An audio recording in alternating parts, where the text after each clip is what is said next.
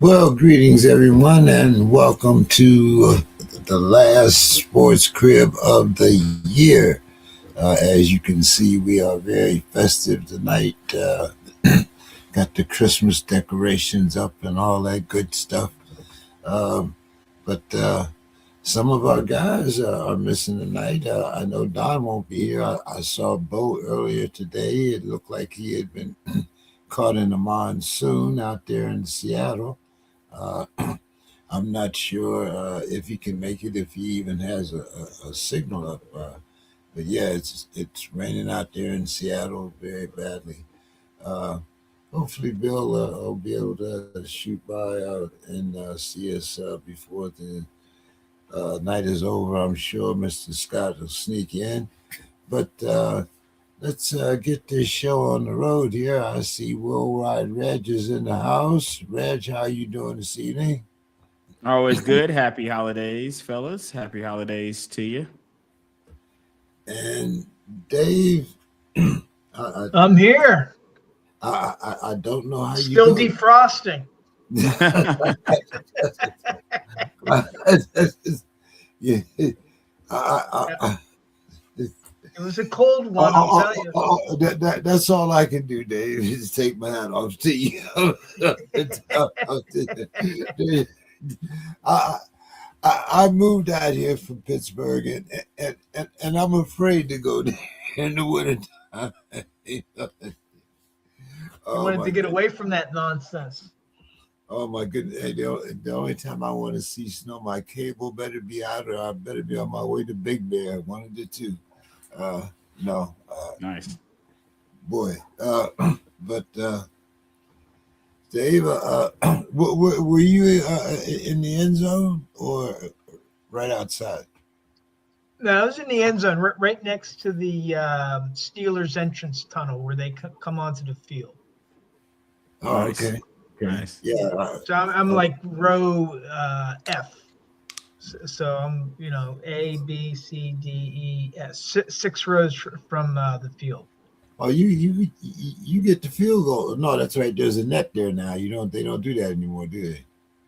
Yeah, they have a net. That's in the center. I'm kind of like off to the one corner. Oh, well, you must have caught both of the ones they missed the other day, then, right? Yeah, well, when Jonnu Smith came in, he was like right there. I mean, when he scored his touchdown, he was right there. Nice. Oh, yeah, good, good, good. Oh my goodness. Good And crowd. I was surprised on such a cool day, and the tickets were selling really cheap. Really. Like I had a friend, he had a last minute cancellation. He had a ticket in like section 510, which is pretty high, and its face value is 131. He sold it for $50. Oh, yikes. And tickets, you can get them as cheap as $19 on Ticketmaster, which is very, very cheap. Yeah, for sure. But I think what happened is the local fans, the local Pittsburgh fans, they saw that all of a sudden the tickets were affordable, and yeah, they snapped them up because yeah. Yeah, it came out. the stadium was pretty. It wasn't SRO, it wasn't standing room only, but I mean it was a Hey, good crowd. uh, Yenzers and cheap tickets go together. Believe me, Yeah, for Exactly. sure. Absolutely. Bingo. you know. But yeah, it was. I was just looking at. I didn't know whether I was looking to see if you came by reindeer or what. I mean, but that's I don't know. I still think the one in Buffalo is the classic. Um, Oh yeah, yeah. Yeah, man, that looked Well, because crazy. what That happened in picture looks crazy. Buffalo for that playoff game is they claimed on the radio, oh, we had these people come in, Buffalo fans came in and they shoveled out the stadium. Well, what they didn't tell you, all they did was shovel the steps and they just piled the snow onto the seats. You're right. And then they left the shovels there. We had to shovel out our own seats when we could. So yeah, that was pretty rugged because I was literally sitting on a pile of snow. and We just who's that just had that problem Sunday? They didn't clear out the snow for the fans. What Oh, was that? Cincy? yeah, I think it was because Baltimore played the Bengals in Cincinnati. That sounds right. Yeah, well, Reggie, you guys didn't have that problem, but you did manage to beat your rivals, maybe even Yeah, knock them out of the playoffs. man, it managed to get a W, but stuff like that. I mean, they're nice, I guess. They're good wins, but when you suck, I mean, still suck. It's kind of like I see where fans can find hope in such things, but the reality is you're still not a good football team, and that's kind of where my hometown team finds itself right now. Not very good. And Well, a lot of Pittsburgh fans would agree with you, Reggie, that their hometown team isn't a very good team. Yeah, I like it. I mean, Pittsburgh to me is just the offense, man. The only thing that gives me consternation about the Steelers is the offense. That's the only thing because you see what's gonna happen some days, guys. Even when on days where we do put up almost 30. I don't know if we did get to 30 that game. I think I turned it off like 28. Forgot the actual score. But 29-15, 28-15. 28-15. 28-15. It just doesn't mean that we'll do it again next game. Next game could be 12 points. So you see what I'm saying? The consistency that we can see from some quarterbacks and some offensive organizations. Maybe their defense sucks, but they're at least score 20, 30 points fairly consistently throughout the weeks. We seem to have weeks where we look like the Lions. We put up almost 30, and then we have weeks where we look like, the Titans or something. We're barely struggling to put up 12, 13 points. So it's like it's a struggle. It's a struggle, but I'm definitely happy to get the win as Tomlin gets another one. For all the people, all the haters out there, I love to see it. I love to see it. I also have to eat another big bowl of crow. Somehow, I don't care what Mr. Scott says. It looks like Tomlin is going to pull out another winning season, unless something happens. I don't know how this is a surprise. I've said this on this show. There's only 3 human beings on the show currently. Out of the 3 human beings on this show, there was only one hating on the Steelers, and it wasn't the guy whose name starts with D, and it wasn't me. It was the other guy. Was the only human being on this show who said the Steelers are going to suck this year. I just said the offense was going to suck. I never thought the team was going to suck.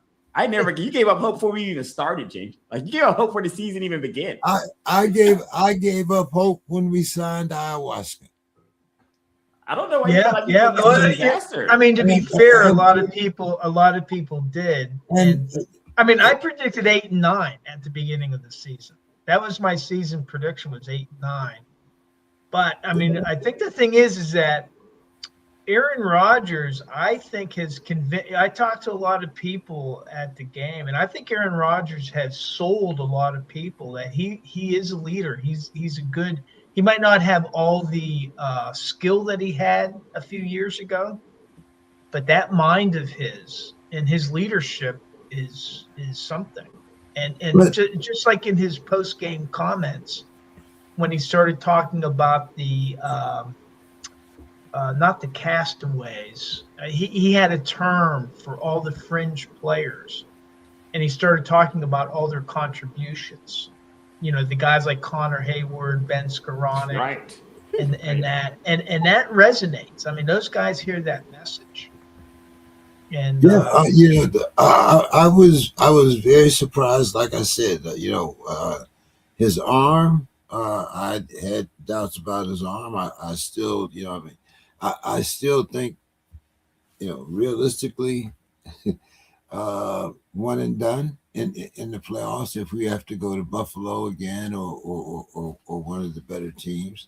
But I am, absolutely ecstatic to see Tomlin keep his record intact.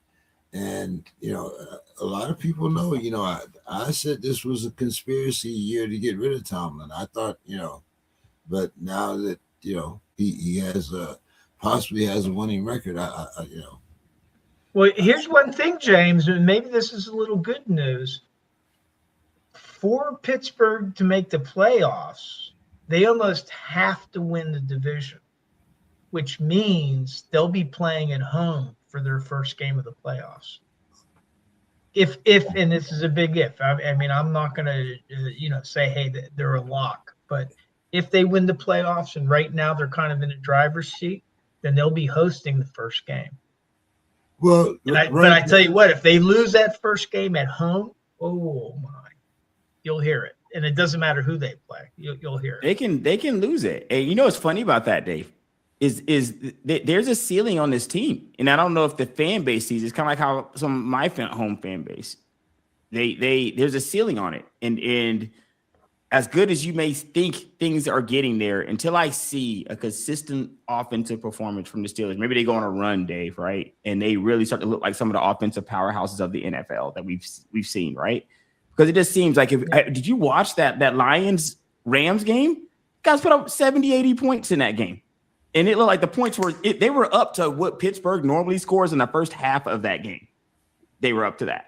So when you see, that's what real offensive powerhouses in the NFL look like. That's what they look like because they're well-oiled machines, and they're going to put up 20 to 30 casually. Pittsburgh, we can. If we got Connor Hayward going, if we got Skoranek going, if we can get everybody going, we can squeeze 28 points. We can get there. But look what it takes to get there.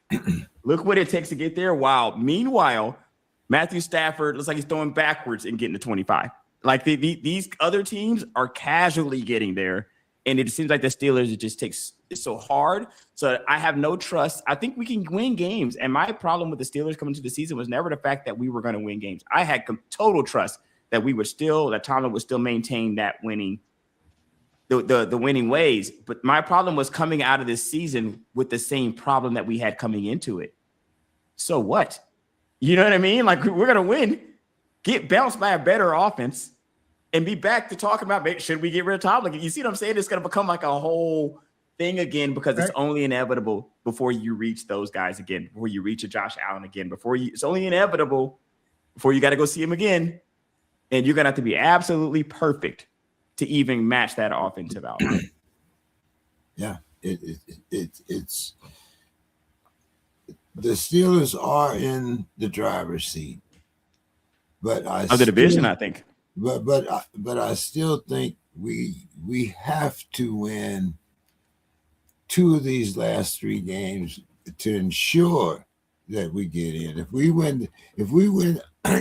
we beat Detroit and Cleveland, I think it will be a lock. I don't think the last Cleveland's on the table, fellas. Cleveland's on the table. Oh yeah, but you know what? I think that if we lose the next 2 games, if we lose the next 2 games, we're 8-8, and the Ravens win the next 2 games, they become 9-7. Guess what happens week 18? Baltimore comes to Pittsburgh, and if we beat Baltimore, we have the head-to-head tiebreaker. Yeah. So we could lose to the Lions, we could lose to Cleveland, which that's their Super Bowl. For sure. And Baltimore could beat New England, they could go up to Green Bay, they could beat Green Bay, and then come up to Pittsburgh, and Pittsburgh could beat them and win the division because of that game last week. Because of that win down in Baltimore. But isn't there only a 5-point difference? Because it would be the tiebreaker. The first tiebreaker is head-to-head. Right. Head-to-head record. And if we're if Pittsburgh beat them, then they're 2-0 against Baltimore. We'll be 2-0. We already beat them once. Right, but it'd be the second one. But I'm saying, if Baltimore would win and we're 1-1, then the tiebreaker is who wins by the most points. Right? No, I forget what the second tiebreaker is. Like if Baltimore, like if we were tied at 8-8, and then we Right. lost to Baltimore. I'm not sure how the tiebreaker, and it may depend on some of the results from this week. Because it may go to the division record. I'm not sure what the second tiebreaker is. Well, guys, let's get a little college football out of the way here. Reg, Yep. let's start with Alabama. All right. Very good season for the Tide, in my opinion, only because of how it started, not necessarily because of record. If you're kind of looking at our record at 9-3, it's not the best. But after that loss to Florida State, I liked how we rebounded. We played a crazy hard schedule there in the middle. I felt like the board did a great job getting the guys ready to play those games, and we got a few wins. So how the season started, if you'd have told us at least we'd be in the playoffs here, with 2 to 3 losses, especially with the 3 losses, because you got to be a pretty good team to get into the playoffs with 3 losses, because that means that the committee feels like your losses weren't necessarily super terrible losses, not fatal anyway to your playoff hopes. And it's just a testament to how good the team is. So even with the losses, they felt they were one of the 12 best. So I am very, very happy with the season. Dave, how long is it going to take for Penn State to get back? 2 years, 3 years, or it seems like now we have some of the players transferring to VT. Right, Wow. right. But Good they're starting to following get him, some huh? players in from Iowa. They're starting to get some recruits from Iowa State. 3-star recruits. I wish Bill was on, because I would be asking him about this quarterback. I think his name is Case Evans, and a defensive back, Bryson Williams. So they're also, because Matt Campbell was a recruiter too, and so he's starting to get some of the talent that he had recruited to go to Iowa State to switch over either through the transfer portal or to change their commitment to Penn State. So, one of the things is he was signed to an 8-year contract, and Penn State is used to, kind of like the Steelers. Steelers had 3 coaches from 1969 to present. Well, from 1950 to 2017, whenever Joe Paterno retired, they had 2 coaches. Yeah, man. And it was Rip, what was his name? Rip Taylor, and then Joe Paterno. They had 2 coaches during that time. So Penn State is another one of those schools. So they signed him to an 8-year contract. So I think that Penn State is prepared, if it's going to take them 3 or 4 years to get back up to that, Final Four level. I think that they'll have the patience to do that. They're not going to say, "Oh, you've been here 3 years and you're still floundering, you're out." They're going to give them some time to build it. I think the very first test is going to be playing Clemson in this Bad Boy Mowers Pinstripe Bowl. But they're going to be playing Clemson, and there's some players that are opting not to play in the game. But I think that this is going to be the first opportunity to see him as the head coach and to rally the players that he does have on the roster for next year. So I would give it 2 or 3 years, honestly. I mean, because when James Franklin left, they lost the whole year, and that kind of compounds on itself, because you may have had people that you were working in the pipeline to transfer, for example. Well, you may have lost, in which those people you'll never read about, but there was probably people in the pipeline that they were considering that could become a transfer, that all of that was lost. They lost a bunch of their 2026 recruiting class, and so they're basically having to start from scratch. But Campbell, I think, has a good reputation. The most of the Penn State fans I talk to are optimistic. A few aren't. You're always going to have a few that aren't. And he's building his staff. And so I think he signed his offensive coordinator, Ryan. I think it's Ryan Clanton.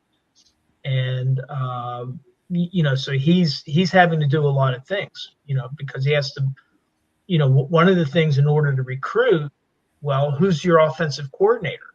What is your scheme in order so that you can recruit the talent that fits the scheme that you're trying to build.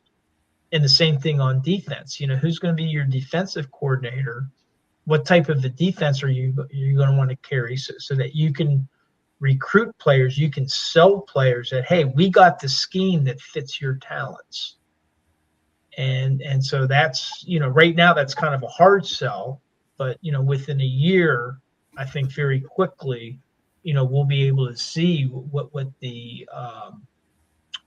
their playing style is. And the rest of the country, including a lot of parents and their kids that are in high school, will see it, whenever they're making their choices to pick the school that they're going to join.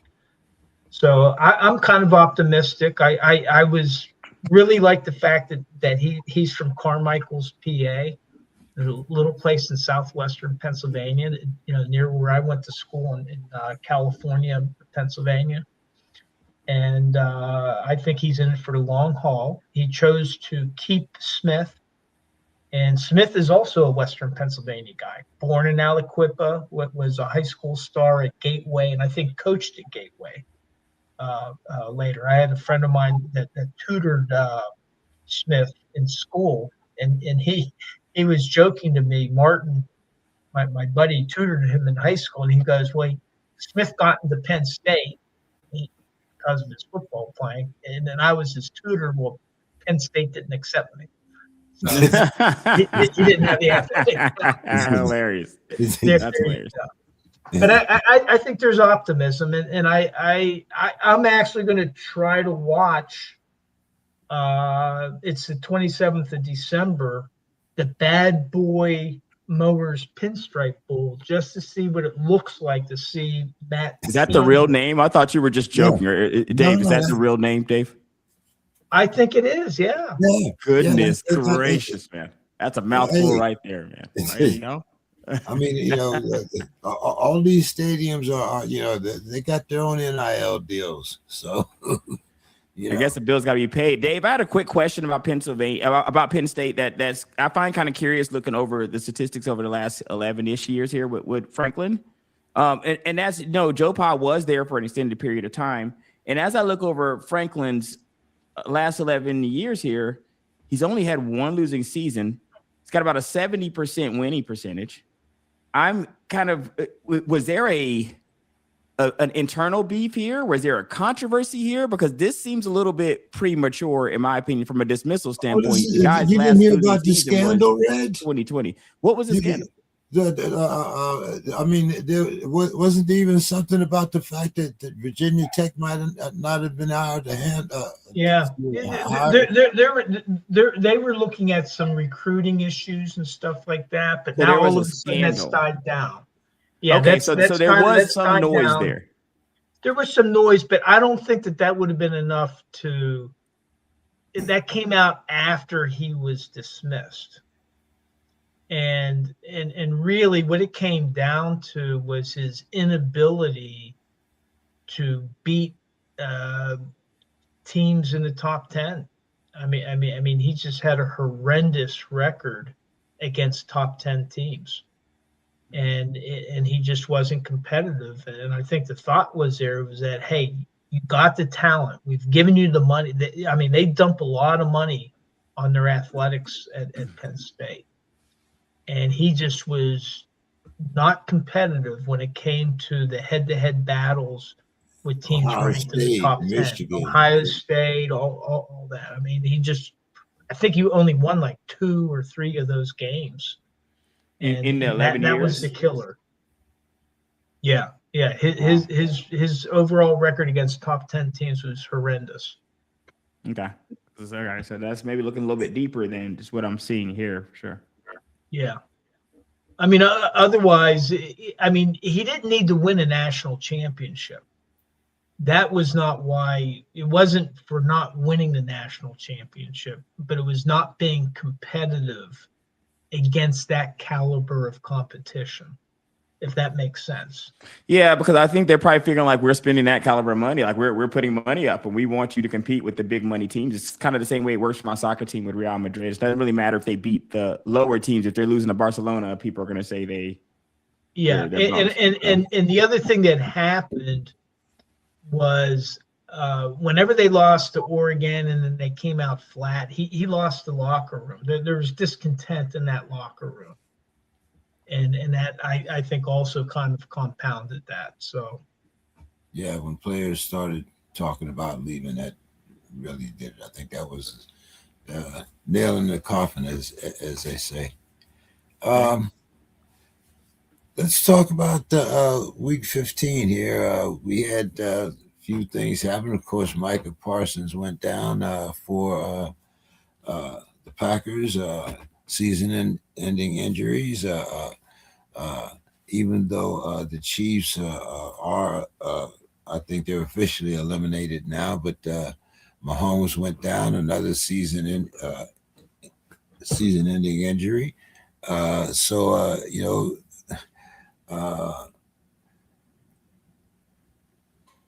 What do you think that perhaps with Mahomes being out for an extended period of time, that this might have an effect on, once again, the retirement talk of Kelsey? Or do you think Kelsey will be back? What do you think about the effect of Parsons on Green Bay's title run here? And Reggie, you and I talked about Phillip Rivers coming back, and he's now being made the starter for the second week in a row. We have Daniels has finally, they decided to shut him down for the year. And Tua is being benched for the rookie, Mr. Ewers, Texas guy there. Too bad Don's not here. Reg, I got to get you on this one first. What's your thoughts here? Which one? You see, yes, there's like 7 questions in there. Do you think Kelsey's going to retire? What do you think? Okay, so we can start with the Chiefs stuff there. Like with the Mahomes going down is tragic for sure. And Mahomes and Parsons, those injuries are always tragic. Especially the ones that are going to cause them to be out for any considerable amount of time. So that's tragic. I think, and I don't know, reading into Travis Kelce's situation before or prior to this injury, but if you could have probably asked it if Kelce's coming back question without the injury happening or not. I think it's probably around that time to start asking that. The Kelce retirement watch for Kelce doesn't look like it's very far off, if not right now. So I think it's normal to be asking those questions, but I don't know if he said anything. I haven't followed Travis Kelce to come out to know that he's come out and indicated anything. But I think you would have to imagine, guys, that the Mahomes injury can't help that, right? If you are thinking about sitting it down and you see your guy go down like that, how does that help you want to stay? It doesn't seem like it would, in my opinion. And what do you think about Parsons in Green Bay? Tragic for Parsons. He was having a pretty good season. I like that acquisition for Green Bay. It was looking pretty nice. It was coming together for that defense. Just another tragedy. I think he's for sure he's having surgery, right? Has he had surgery already? I think he's gonna have surgery. Or I don't know if they're making the decision on whether he's gonna have surgery or not.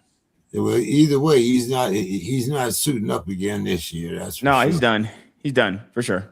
He's done for sure. Going into next year, and just sucks. I don't really know what else to say about these types of injuries. They're tragic. I got to go see what's up with Devontae Adams. I didn't I was watching the game, and Devontae didn't look like he was happy, but I didn't see the severity of that either. I think Devontae may be out also. I hadn't read the latest. I think he's week to week right now. Is he week to Okay, week? so not as severe as the other guys, basically. Not as severe as the other guys. Okay. So what's your thoughts here, Dave? Phillip Rivers back at 44. We got Tua set down. After his performance in Pittsburgh, Parsons, the Parsons effect. On that Packer defense. Yeah, well, I think the thing with Kelsey, that depends on what the prospect of Mahomes' recovery is, I think. Because if it's one of those things of where he gets surgery and it's like, okay, well, I'll be back in time for the beginning of next season, maybe not week Which 1. Is the hope, from what I read, is the hope. Yeah, doesn't he have ACL and LCL? They're still trying to shoot, right? Usually I don't know if that's calendar year, but I think that it sounds like they're ambitious from what I read too. I read something similar to what Dave was saying. They're aiming for week 1, but we know they always. You could expect like a year out, and then you start working out, which would mean his next year is in jeopardy. It's done. But right. they haven't done that. First, they have to do the surgery. Yeah. And then they have to see, once he starts rehabbing, okay, well, what are the prospects? How quickly can we get in there? And so those, whenever they say, well, he'll be out for a year, well, then that's based on, they have a base of here's all the similar surgeries that we've done, and these are the recovery times, and this is the mean time. Half the players have taken longer to get past this point, but half have come in earlier. But this is the point that it normally takes in order to be back playing. Well, is he going to be, that's the mean. It's like, okay, am I going to be below the mean? In other words, am I going to be able to come back quicker? It's kind of like Aaron Rodgers. People thought he was done with that Achilles. Yeah, he came back pretty fast. He came back much faster than people anticipated. So I think that's going to be the measure is that, once, and I don't know if we'll get any reports on that. Maybe his agent will report it in order to keep people like Kelsey encouraged that, hey, he could be back at some point in 2026 during the 2026 season. Then maybe that changes Kelsey's calculations. With Rivers playing, my God, I didn't watch the game, but I saw some clips of him passing the ball, and it was like, his arm almost looked like a noodle, but he played a game. He finished the game. How long he can last, it'll be interesting. But what I go back to with these injuries, Parsons included, you're losing all this star power before you get to the playoffs. And again, I know that it's not going to happen, but I really think they should go back to a 16-game season. Have it. You could keep the season extended into January and have 2 bye weeks, which gives 2 opportunities for players to rest and recover, so that everybody's, more players are available for the playoffs than not, and in particular your star players. I feel like they're more prone, Dave, to add a bye week and keep the schedule than they would be to decrease the game and have the 2 bye weeks. Maybe it's a good idea to just add 2 bye weeks in there now. Maybe that would be at least a starter to say, hey, well, at least if nothing else, give them 2 bye weeks if you're going to go stretch it out like this. Once they go to an 18-game season, they'll definitely go to 2 bye weeks. That's no doubt. I'm just saying that if you went back to a 16-game season with 2 bye weeks, number one, you're still getting that revenue.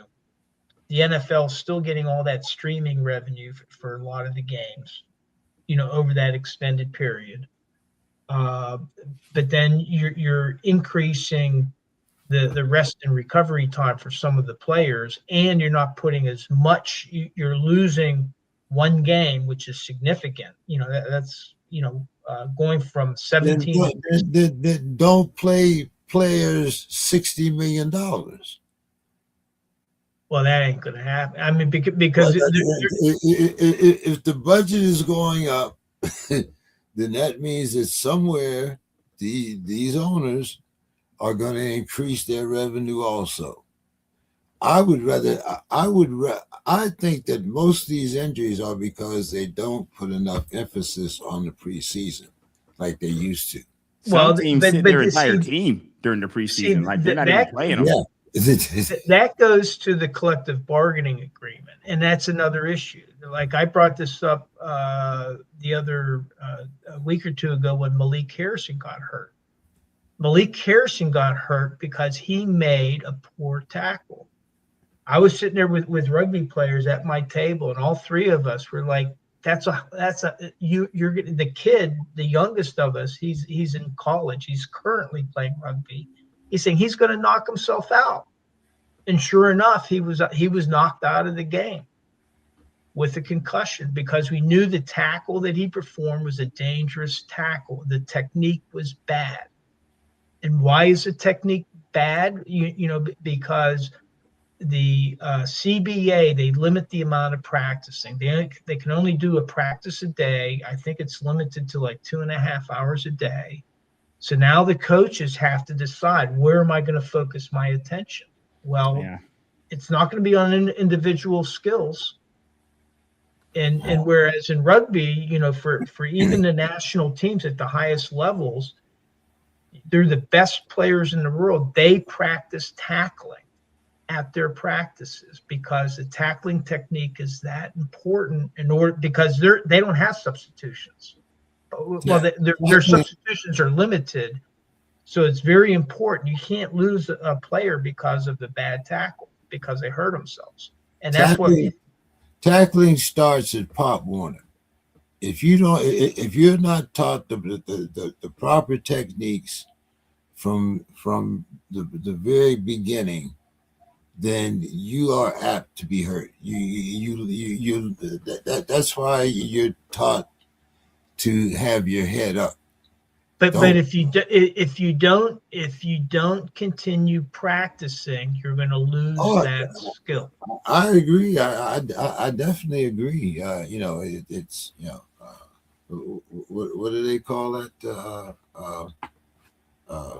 When you keep doing repetitive, it's just not enough time to work on the fundamentals. Sometimes things start to slip through the crack without that.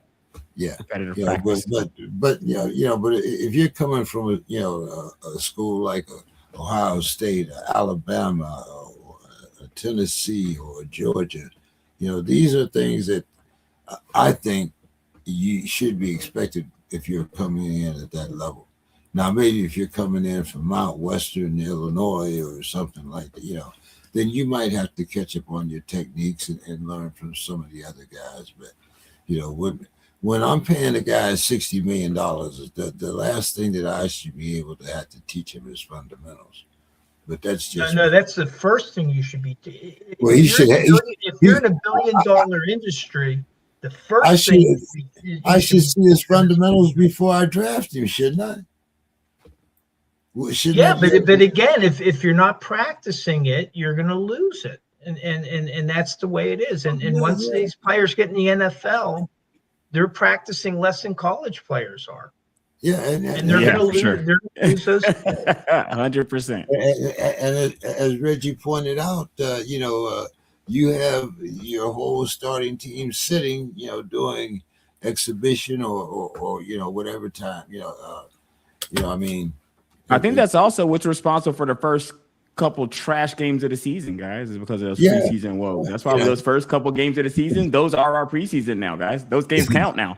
That would have been your first preseason game back in the day, and now that game is actually a game that gets played.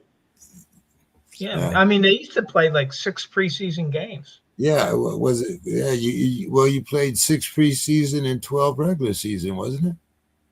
Yeah, or I think it was when they were in the 14 game season. Even they were playing 6 then. Okay. Well, damn, I'm showing my age now. I don't think anybody even remembers the 12 game season. Yeah, that goes back a ways. But Reg, the Broncos and the Rams, they both clinch. But are we most likely to see either of these in the Super Bowl or both? I don't think it's crazy to say they would be. And also just to go back on the Phillip Rivers situation, I do find it hilarious that the guy was able to come off of his couch and compete. Like, that was a competitive game. Like, the game was not a blowout by any stretch of the imagination. And was that against Seattle? I don't think that Seattle is not a bad deal. I think it was against Seattle. No, and Seattle was held without a touchdown. They kicked 6 field goals. So when you're that's not a bad defense. You see what Seattle's done to a lot of guys that's been playing in the league this entire season. So Rivers came off his couch and played in a competitive NFL game, guys. I don't know if people understand how hilarious that really is. That he was able to come. And you know what? Who's the only one of us picked Indiana in that matchup, Indiana-Seattle? And you can guess who that was. Of course, it was Bill. Bill was the only one that picked Indiana in that game. He took everybody else took Seattle to roll over Indiana. Of course, because you think this guy is going to come off the couch and then now you guys are going to be good. He came in like 2 or 3 days. And he looks every bit the part of a 44-year guy off the couch out there on the field from a visual standpoint. He looks like it. And then he came in and, like you said, some of those throws weren't pretty at all. And then he plays a competitive football game. I think that's shout out. Well, you know what he didn't lose on the couch? He didn't lose his brains. Right, the acumen for sure. He's a competitive guy, and he knows what he needs to do. And part of it, I was joking about his arm looking like a wet noodle, but I mean he knew how to avoid getting in trouble, getting rid of the ball at the right time. Hey, I got to dump it off. Where other quarterbacks might hold on to it for too long. He didn't lose his smarts. No, I find that very impressive. And to be honest with you, guys, because you see the conditioning, how much money spent and time on conditioning these athletes, and you can just come in and just at least be competitive, guys, and not get killed out there. I find that to be very impressive. I do think that both these teams, to go back to your question, I don't think it's crazy to say that they could be in the Super Bowl. Would I pick them to be a Super Bowl right now? I need to see a few more games kind of play out here. But I like both of these teams. I like both of them. I like the Rams and I like the Broncos. You know how I've been singing Bo Nix's praises since the preseason of last season on this show. And I think, once again, I'm not saying that he's the best quarterback, but Bo Nix has showed me consistently through preseason of last year that he's a gamer, man. And I like him and Sean Payton together. And the sky's the limit. This is only their second season. I mean, let's think about that. Lost like 2 games. What's your thoughts here, Dave? Well, I mean, I think for most people that they consider the Rams would be the runaway favorite if it was between the Rams and Denver. And you were just talking about the Rams offense there a few minutes ago. The high-flying Rams offense. But when it comes down to it, I don't want to count Denver out, because what does Denver have?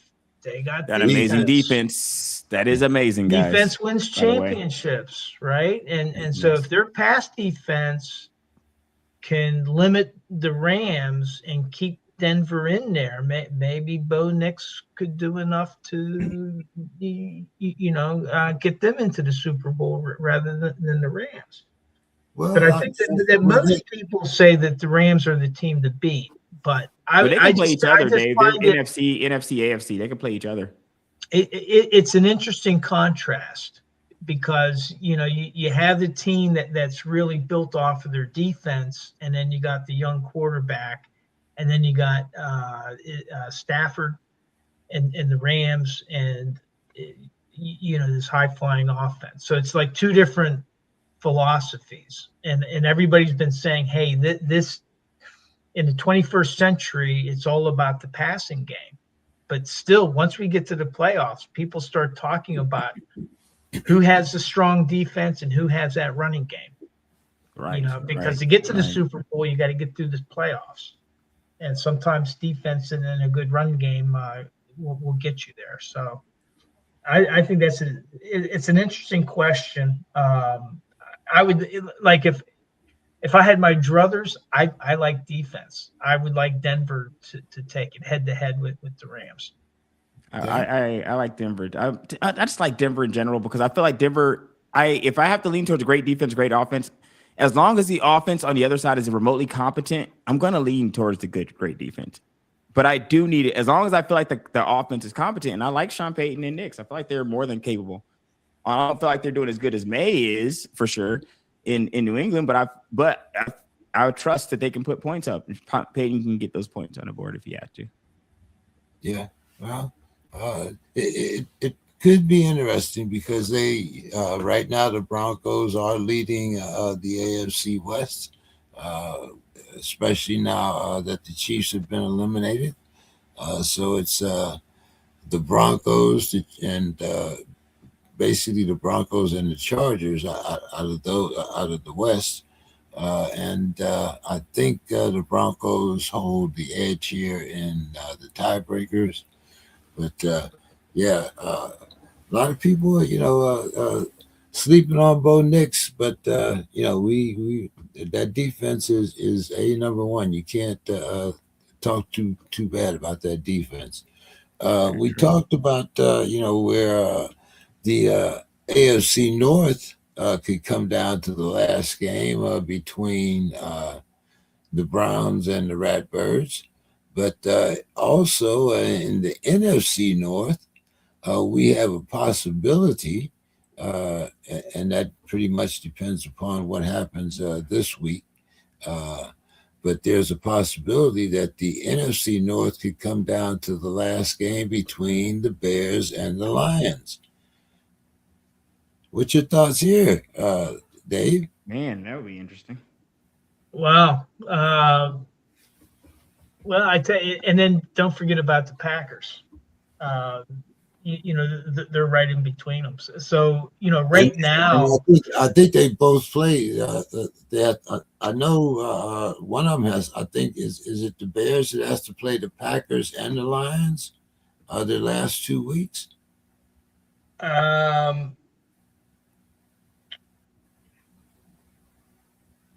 Because I think that the Lions play the Steelers, and then their last game is with the Bears. I forget who they're playing. I think the Bears play Minnesota.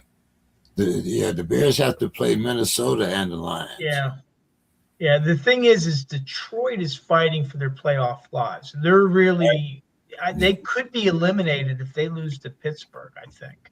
Yes, they got 2 divisional games right after that. They got the Vikings and the Bears right after. So they play 2 divisional games right back to back. Yeah, the problem for Detroit is if they lose to Pittsburgh, they fall to 8-7.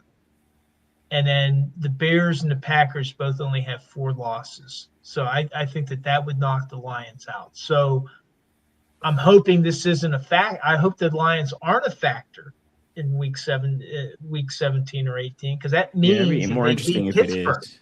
That means, well, I don't like it because that means they beat Pittsburgh. So, hopefully Pittsburgh beats them and then Detroit isn't a factor. But well, it's really interesting. If the Bears lose out, then they would have the same record as the Lions. It definitely depends on the Bears somewhat continuing their winning ways. The Bears but not for very long, though. I mean, you don't have very much time. I mean, not for long. I mean, you got like a week or 2 before that is not the case. I mean, you don't have very much. You don't have very much time. I mean, you need the Bears to start losing now. What I find fascinating in this division is that, I mean, Chicago was supposed to be the doormat. Yes. Right. Absolutely. And right now they're in first place and they're looking pretty good.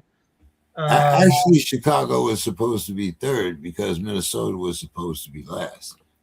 Not in the preseason. No, Minnesota in the preseason, Minnesota had Super Bowl hopes. There were some people saying that the Vikings could go to the Super Bowl. Supposed to be vying again for the division.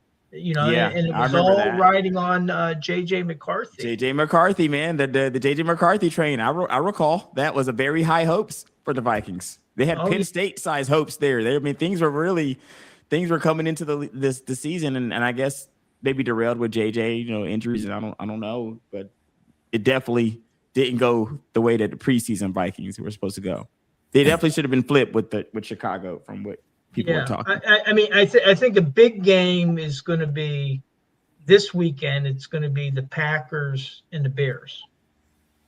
That's Big game. That's a big that game. Packers Bears game could determine who's going to have the driver's seat in the division in the last 2 weeks. But that's going to be a battle. I, I don't think without Parsons and that pass rush, I do not think. I think the Packers are the ones that are almost on the outside looking in now. Well, I mean, they definitely losing Parsons is a huge blow. So now it's like, what do they do?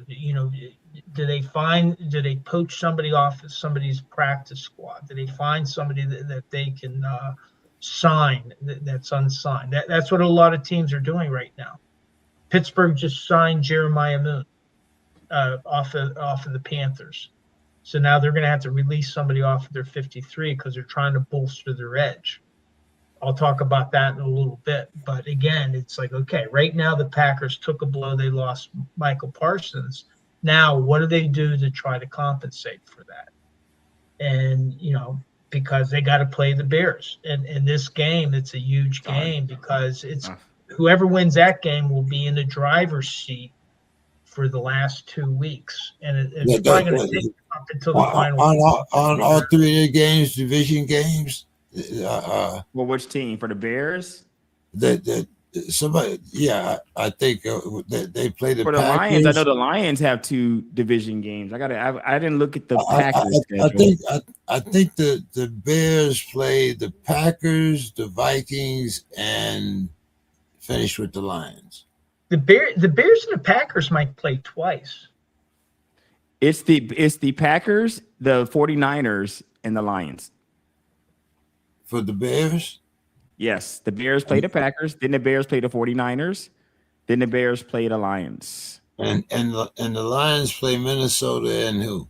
So the Lions play they play, I think, Pittsburgh, Minnesota, and the Bears, correct. Yeah. Some divisional madness there those last couple weeks there in NFC.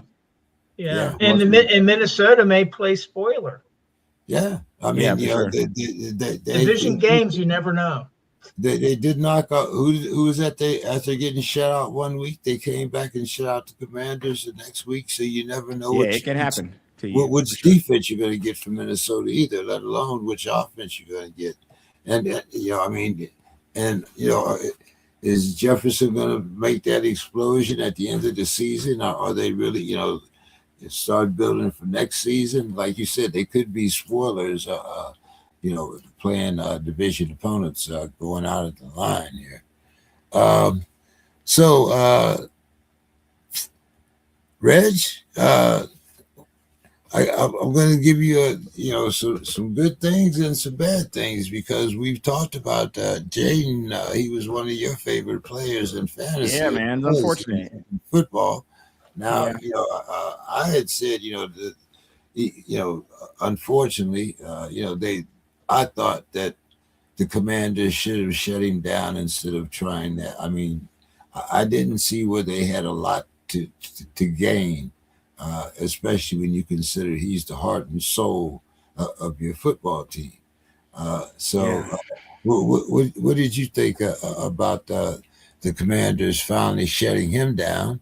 And of course, the state of the Falcons, even though they probably they might have knocked Tampa out of the playoff hopes. It could come down to who, the Panthers and the Bucks.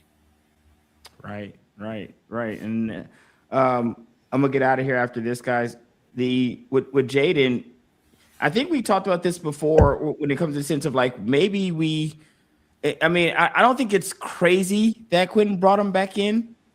I don't think it's wild because if they had gone on a run maybe they could have salvaged their season if they just go on a run here late. But it's just unfortunate. It's unfortunate. I'm hoping that what we saw last year, guys, wasn't just like a one and done. You know how you see these kids come out all the time. They're great one year, injury riddled, and then not quite looking the same. And I'm just hoping that's not the story here with Jaden. I mean, hindsight's 2020. I'm not going to kill Dan Quinn for playing the kid because the kid probably wanted to play also. So I'm not going to kill Dan Quinn for that. But I do think that kid gloves from this point forward. I mean, once the kid's had a couple injuries, you got to start treating it differently. Just like with Tua, we talked about once multiple concussions, you treat differently than the first. Now you got to start looking at things totally different, even plays that are totally different, things like that. So I think it's going to cause them to evaluate a lot of things, how they treat them.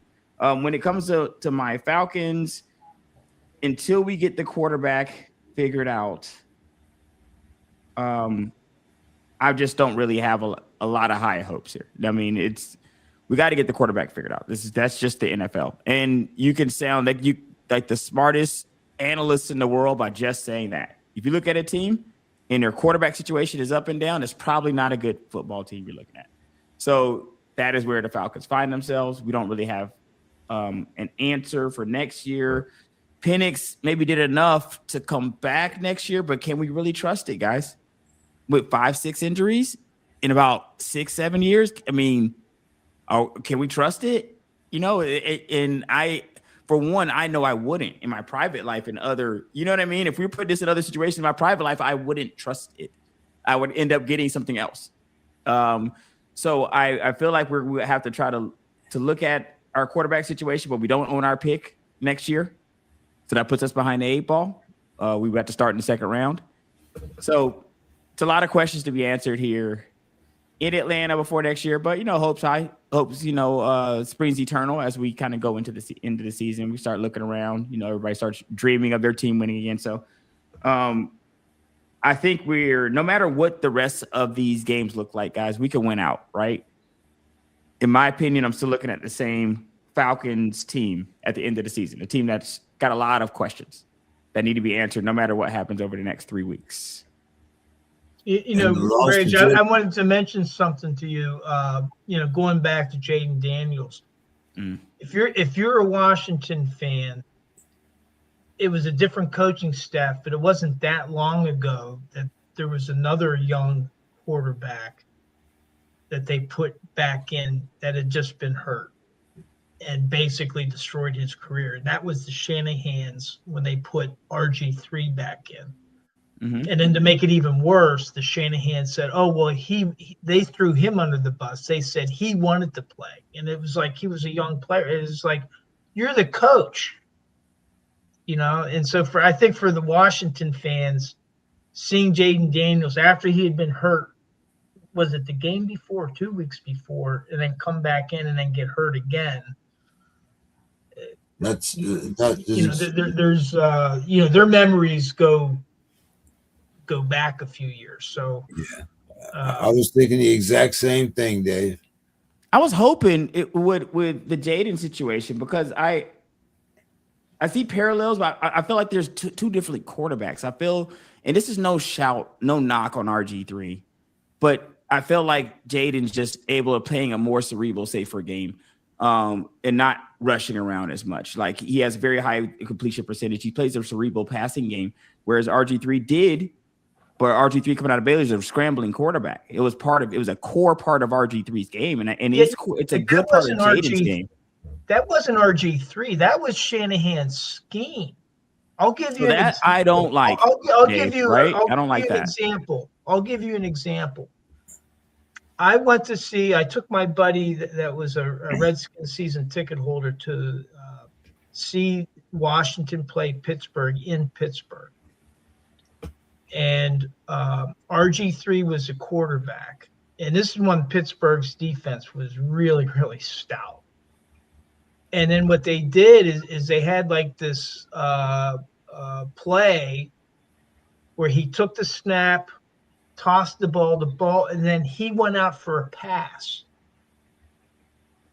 And the running back, I forget who the running back threw the pass to him, and he just got destroyed. And the Pittsburgh fans weren't they were going, ooh, and then they were like, oh, what is that coach doing? He put his quarterback in complete risk with that play. And to compound things, RG3 was called for offensive pass interference after he just got leveled. This is before they put in, some of the rules on you can't hit the defenseless receivers too high. And he just got destroyed on that play. It was an incomplete pass. And to compound it, he got offensive pass interference, and this was the Shanahan's. It wasn't a brash young player that was playing risky ball. It was, and that's why I don't like the Shanahan's. I feel like you bear responsibility for that, Dave. In my opinion, I feel like the coach, in my opinion, bears 100% responsibility for that. Even in Jaden's situation, like if you're calling plays. You can't call the same plays if the guy's healthy out there, especially because Jaden was easing back into the game. He'd missed significant time. Missed significant times. Different situation. Right. So I would hope that you would have called a game that doesn't have the guy running around. You know what I mean? But it's unfortunate. I hope he bounces back. And I got to get out of here, but I see Mr. Scott tends to come in here. I don't know if he's listening to the show and hears me say that I got to leave. And then he seems to pop on the screen every single time I'm giving my final thought. He's popping on the screen right here. Like he just knows that that's his time to entry. My final thought is Mr. Scott comes on around 9:30 Eastern. It's my final thought for next year for 26, 9:30 Eastern for Mr. Scott. That's gonna be my final thought. So then we can mix it up at that point. You know what I mean? Because we're mixing it up via email right now. We're mixing it up in the emails. You didn't realize how high you were in the Turkey of the Year award. You were right. You were 1 and 2. So that's what I would have known if you came on at 9:30. That's what I'm saying. I need to know these things. Yeah, let's. I didn't know I was a turkey. Okay, yeah, all right. All right, Reg. All right, fellas. Happy New Year's. Happy holidays. I'll see you Saturday. I will see you Saturday and see you fellas next year, guys. Enjoy. Take care. Right, have a good one. Yeah. Mr. Scott, you missed a very interesting conversation. Oh, really? About the love affair for Tomlin? Did I miss that already? We haven't gotten to that yet. My goodness! I just hoping I had a voice. No, it looks like. Well, no, I'm gonna leave that alone for right now. But I did want to talk about what I thought might be a very important game, even though the hopes are very slim here because we have a couple things that a couple factors that we didn't have last week. One, we have the Micah Parsons situation. So what does that do to Green Bay? Because Green Bay and the Bears have to both, no, Green Bay, the Bears and the Lions, I'm sorry, have to play Minnesota within these next couple weeks. So now, and the final game of the season could come down to the Bears and the Lions, depending upon how many spots the NFC North gets. What is your thoughts here? Are the Vikings going to play spoilers, having to play two division rivals? Are we going to see the winner of the Lions and the Bears are going to be the NFC North champs? What do we expect here, Mr. Scott? Well, the Vikings are out of it. I mean, they're out. I mean, they can't. From what I saw, the math that I saw, there's no way they can get into the playoffs. No, but they can help knock the other two guys out, though. They've been eliminated, and I mean, you can't get think that JJ is rejuvenated with one game. Yeah, he kind of bounced back, but he still has some growing pains. They can't get the ball to Jefferson, which is a real travesty, wasting this guy. He should be traded. I mean, you already saw where Thielen wanted out. He wanted out, and where did he go? He goes over there. He goes over there of all places. That's where he goes.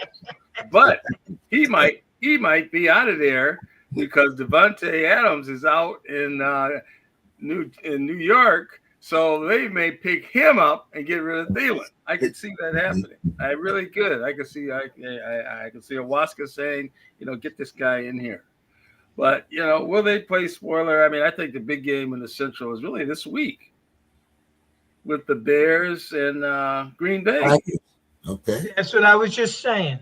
Bears and Green Bay. 100%. Even with Parsons out, you think that's the game to call? Yeah. I still do, because are the Bears, Green Bay, they still look good. I mean, I lean toward them. Okay. Chicago people, they lean toward the Bears, but they lean toward the Bears all the time. They're like you guys, it's just Pittsburgh. So you can't go by what some of them say, but Green Bay, will the Vikings beat anybody else the rest of the year? Well, that's really the question. I mean, do they really, now that they're out of it, do they really care that much? Are they going to really? So I'm not enthusiastic about the Vikings at this point. I mean, I'm really just curious to see what Pittsburgh is going to do. I mean, everybody was talking about the man had one foot in the grave. Now they're calling the man Lazarus. Now he's Lazarus. They just continue. Well, two weeks ago, they booed him off the field. They were talking. I know. I mean, come on.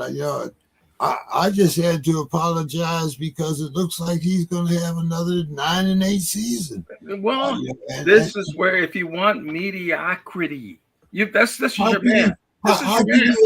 How can you have mediocrity when you win for 20 consecutive seasons?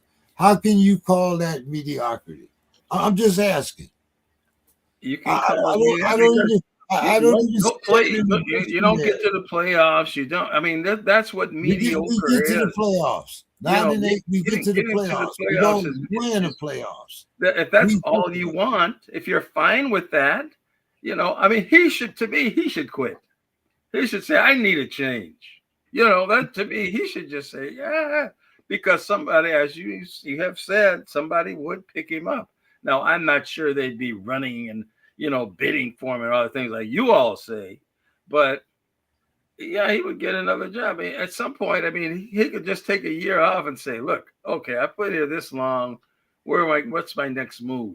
But he's going to just continue to stay there. James, I have a question. I'm looking at the agenda. How did we go from talking about the Vikings to the Steelers? Well, we know all we have to do is talk to Mr. Scott, and he'll give us a segue into the Steelers. But Dave, let's talk about this because, like I said, 2 weeks ago, they were talking about handing Mike his walking papers. Now we have a chance to get in the playoffs, but if we get to the playoffs and lose, as you mentioned earlier, it's going to be the same discussion. Even though, as I just mentioned, the man's got 20 winning seasons or 19, however many it is. Well, no, I mean, the Boo Birds have been quieted for a week, but I tell you what, they were ready. I was at a tailgate, and what did I see? I saw a guy with a shirt, Fire Tomlin on. They had he was ready. Tiki torches were out. Unfortunately, he had to cover up because Pittsburgh took care of business, right?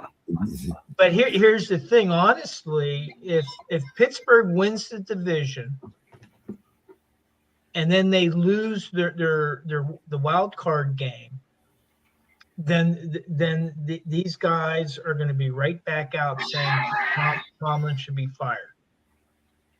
And they're just, and I had in our text group, I had sent out a link to my article that I wrote about the game, because I write a little article after every game. But in that article, I talk about the schism in Steelers Nation, and like two of my good friends of mine. One is Canada Glenn. Glenn Moore is up from Toronto, huge Steelers fan. You know, we met at the Jacksonville playoff game back in 2018, and you know, I was in Dublin with him. He's a huge Steelers fan, and then Steeler Matt, who lives down in Charlotte, North Carolina, huge Steelers fan. Both of them agreed that even if Pittsburgh went to the playoffs, if they lost the wild card game, they think it's time for Mike Tomlin to go. They're tired of nine. They're tired of 9-8. They're tired of that type of a record. Now, you know, my answer to them is that as long as the players want to play for Mike Tomlin, he's my coach. And the reason that I believe in that is in today's NFL, you can't build a roster just from the draft. Like with Chuck Noll, what he was able to do, most of their players, they had a few free agents, but most of the players on his 1970s rosters were all Steelers draft picks. And they were players that played for the Steelers for 8, 9, 10, 12, 14 years. Why? Because the owners controlled, there wasn't really free agency in the 1970s. And so now with the free agency in there, you can't hang on to players. And players are starting to choose where they want to play. This is it's like a not quite the same, but it's kind of like, you know, remember the Miami Dream Team in the NBA, when all these players decided we're going to go to Miami and create this dream team, and they won. I think they won the title doing that. And so what players are doing now is they're picking and choosing where they want to play. So where Pittsburgh at one time was nobody wanted to play there because Pittsburgh was considered a smoky, dirty city that had a lousy football team, you know, back in the 1960s. Well, now it's a destination of choice, not because it is a nice city because they don't, you know, make steel there anymore, but it's because of the coach. If you ask DK Metcalf why did he sign with Pittsburgh, it's not because he loves Pittsburgh. It's because he respects Mike Tomlin as a coach. And that's what you need. You can't have like Tom Coughlin. If you remember Tom Coughlin up in with the Giants, he was like a tyrant. Yeah. That kind of coach can't. Mike Singletary, when he tried to coach over in California and tried to whip those guys into shape, you can't do that in today's NFL. They'll just leave. You know, they become a free agent. I'll sign elsewhere. So somebody else will pay me where I can I feel more comfortable. So that's my answer to the Boo Birds. As long as the players want to play for Mike Tomlin, then Mike Tomlin's my coach. If he loses the locker room, well, okay. Now they don't have a chance. They can't. They're definitely not gonna win at that point. Yeah, but can they win the division and still be a wild card? I mean, are you still a wild? Can you still be a wild card if you win your division? Well, because there's only 7 teams that make the playoffs. So they would be the 4th seed. So the 4th seed plays a wild card game. Yeah. Okay, so their first game is against a wild. Well, I thought the top seed first game would be against a wild card. Well, they've already been. No, they get buys. Yeah, You got they get a bye, bye. and they'd be eliminated before they got because they get the bye. So Yeah. Right. What do you think about the Mahomes injury there, Mr. Scott? Do you think that means it's going to be Kelsey's last season, or do you think Kelsey's coming back? boy, that's this offseason will tell a lot. I mean, it looks like Humpty Dumpty's had a big fall. I mean, Yeah, and it happened like that, and they've been kind of going to a slow, leaking oil, for some time now. So it'll be, obviously, Pat's not quitting. I can't see him quitting. No, not Pat. I was talking about Kelsey. Yeah, well, Kelsey, that's I mean, but the whole it's I don't know. This it's the whole overall thing. Like I say, it's been leaking oil and not making the playoffs. He could be I gone for a whole year. yeah, ACL and LCL. yeah, it's happened at the end of the year. It could be very, very yeah. So I we could have seen the last of the championship, and then will the coach stay? I mean, he's been coaching a while. I mean, it's the whole dynasty is really crumbling with Kansas City. So I don't. Boy, I don't know that Kelsey is the big deal with them. I mean, with Mahomes out and, the coach kind of like, do I want to still do this? So the whole thing is going to be, it's missing a wheel right now. So I don't know what to say about Kansas City. So how come it was the coach that called Philip Rivers and not you guys?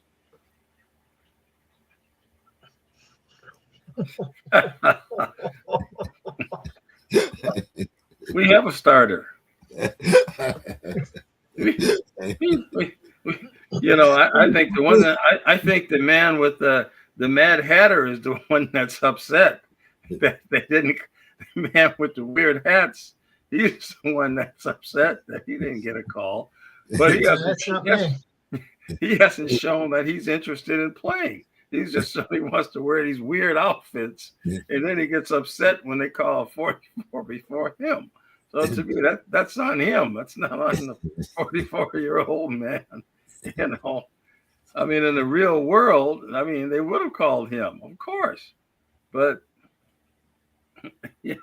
so I don't see how they could be that desperate. How can a team let yourself get to a point where you've won that many games during the year and you got to call somebody that hasn't played in 5 years? I mean, boy, I bet they probably reached out to Brady first. They probably reached out to him first. Well, they couldn't talk to Brady because Brady's the owner now. He owns part of the Raiders. That's right. So, it was off the table. So it probably wasn't that he wasn't on the list. What do you think about Tua being benched after them losing to the Steelers, and now they're going with the kid that was quarterbacking for Texas before Arch, Quentin Ewers. Oh, so they did bench him. I guess I hadn't heard that. Yeah, he's benched. Well, they're another one that's kind of running on 3 legs.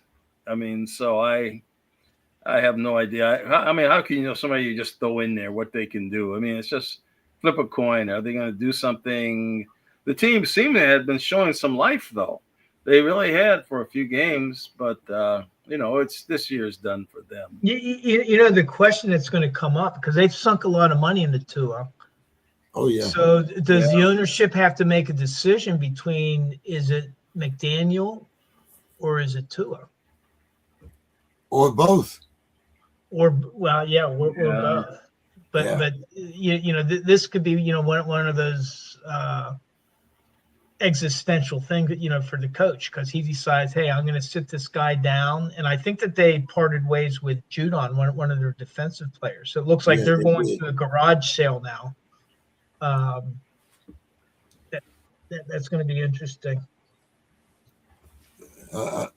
Another guy, I'm still thinking that might be on the Steelers' radar, but we'll see.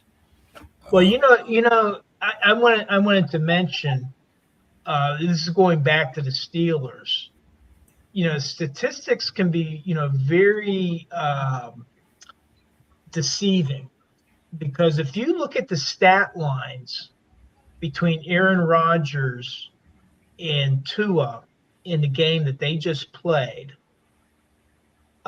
you would think that it was pretty even, because Tua had He completed 22 of 28 passes for 253 yards, had 2 touchdowns, 1 interception, a 113.2 quarterback rating. Aaron Rodgers, 23 of 27 for 224 yards and 2 touchdowns and a 125.9 quarterback rating.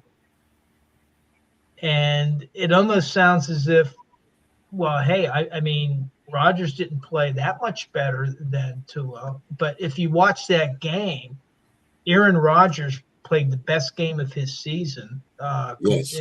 And he really was doing some smart things, like whenever he, on third down, he caught the 12th guy on the field, which the officials on the field missed, but the replay caught and saved that turned that into a first down. That was just smart heads-up play. And Tua was, once they had to go to the passing game, he was lost back there and running for his life and got sacked. He was okay as long as he was able to do those timing passes. He was okay. But once they were relying on his arm, they were done.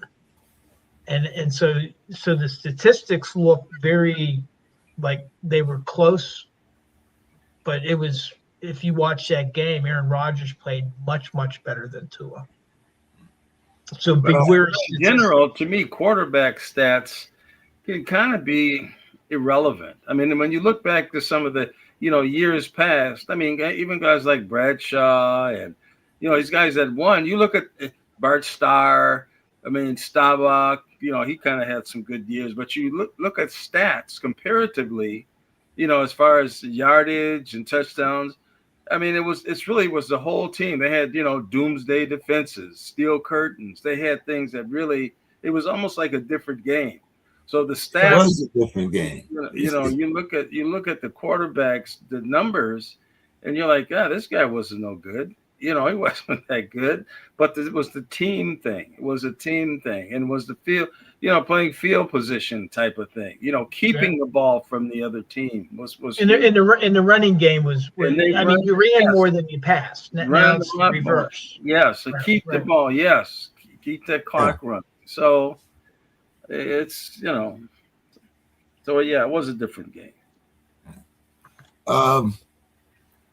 Dave, and James, one more thing. I figured out, I believe and remember, I'm just the average Steelers fan. I'm not the above average Steelers fan. But on the playoff implications, I'm not buying that, but go ahead. I said that if Pittsburgh lost their next 2 games and Baltimore won their next 2 games, they would both be 8-8. If Pittsburgh beats Baltimore, then they win the division based on having a 2-0 head-to-head record over Baltimore. But if Baltimore beats Pittsburgh, then it goes to the division record. And then the problem for Pittsburgh is if they lose their next 2 games, that means they lose to Cleveland and Baltimore, which would give them a 3-3 record. And Baltimore would have a 4-2 division record if they beat Pittsburgh. So that means if Baltimore wins on the last day, if they're both 8-8, then they win the division. So can Baltimore still be eliminated? Pittsburgh wins the division. What's that? Can Baltimore still be eliminated? Yes. Oh yeah. I mean, if they still have to play New England and then the Packers. So there's a chance they could not even be in it. Correct. Yes. Yeah, there's a chance that last game of the season could be irrelevant. Yeah. That's what I was thinking. But Pittsburgh has to win out, and Baltimore. If we both win out, then I think Pittsburgh wins the tie. Correct. Yeah. Mm. Yeah. All right. So, Dave, how do we stand here? Baltimore. What's that? I'm pulling for Baltimore. I mean, nothing against anybody here. I mean, I'm just, But now, once again, you're talking like you're talking about Pittsburgh. What happens if Baltimore gets eliminated if they lose to a wild card team? That's another million. Well, I mean, And that's what I was saying. That's when the Fire Tomlin crowd is going to be coming back out. Yeah. I mean, they're there. I mean, I like I told you, I saw that guy, good dude too. I like the guy, but he's wearing the Fire Tomlin shirt. They haven't even played the game. And then he had to cover up because guess what? Pittsburgh took care of business. I mean, we have an expression in Pittsburgh. We use the term yins, and for you all, and we'll call each other yinzers. A yinzer is somebody from Pittsburgh. Well, the expression is yinzers are going to yins, meaning we can sometimes be a little nuts. So. It's going to be an exciting few weeks. It's going to be very exciting. It's with shuffling the deck right at the end. I do enjoy that. It makes all the games. Now, I want to ask you guys about another division here. What about that NFC West? We got 3 teams that have won 10 games or more. I think that the top 2 are 11 and something, and the team that's in third place, San Francisco. What are they? 10 and 4, right? And then the Rams and Seahawks are 11-3. So now, what, Mr. Scott? What happens if 3 teams make it out of the West? Does that eliminate the Lions unless they win the championship? Well, we're getting to a point where it brings up that old beef that people had, So, I mean, when was it? A while ago, it must have been Tampa or somebody won their division 7-7. And then there was another team that had won 10 games, but they were eliminated, because winning the division trumps things like that. So, I mean, that they could run into that type of a situation where somebody has a bogus record and 10, 11 wins don't get you in. So that's, that's another wrinkle. I mean, I don't think that, I guess you have to have a division winner. I mean, I guess that's just the rule. There has to be one, even though they're no good. And there have been years where they haven't even had a winning record, but they win the division. Well, two thoughts. Number one, that's a lot of thinking process because the Lions are 8-6 right now. So there's a lot of scenarios that we would have to go through in order for them to get that wild card spot. But how about if Pittsburgh just beats Detroit up there in Detroit, and then that just takes care of the situation? Then we don't have to worry about it because they're out. Well, yeah, that makes some people happy. Of course, that would ease everybody's mind, sure, right? But that would depend on who won the Chicago Packers game. Well, yeah, for the division. Yeah. So I'm telling you, this deck is still shuffling. I just hate the Vikings. They blew so many games; they could still be in it. Yeah, but the second thought that I wanted to what you were saying, Anthony, about you could have a team with a losing record win a division, right? And so I think what they should do is after every game they should reseed the playoffs. And then, because what could happen is you could have a team with a losing record hosting the game. Yeah. And so, to me, what should happen is at the end of the regular season, reseed the playoffs so that the teams with the best records get to host the playoff games. I believe didn't we have a league champion? I mean, a division champion that was 7-8. I believe. Yeah, years ago there was a division winner that was 7-8 record. I forget who it was, but I believe it was. I believe they had a 7-8 record. But speaking of records, Dave, catch us up here. How are we looking? Okay, so for Week 15 prediction results, we got hammered, guys. James, you only got 11 out of 32. Anthony and Demetrius were tied with 12 apiece. And even Bill, he only had 14 along with Don. And amazingly, I had 17 correct. I got 53. I was the only one above 500. I had 53.1 correct, 53.1% correct. But for the season, now what's happened is before we had like 1, 2, 3, 4 people over 50, over 500. Now we only have 2. And Bill's still in first place with 52.3% correct picks. Don is in second at 50.9.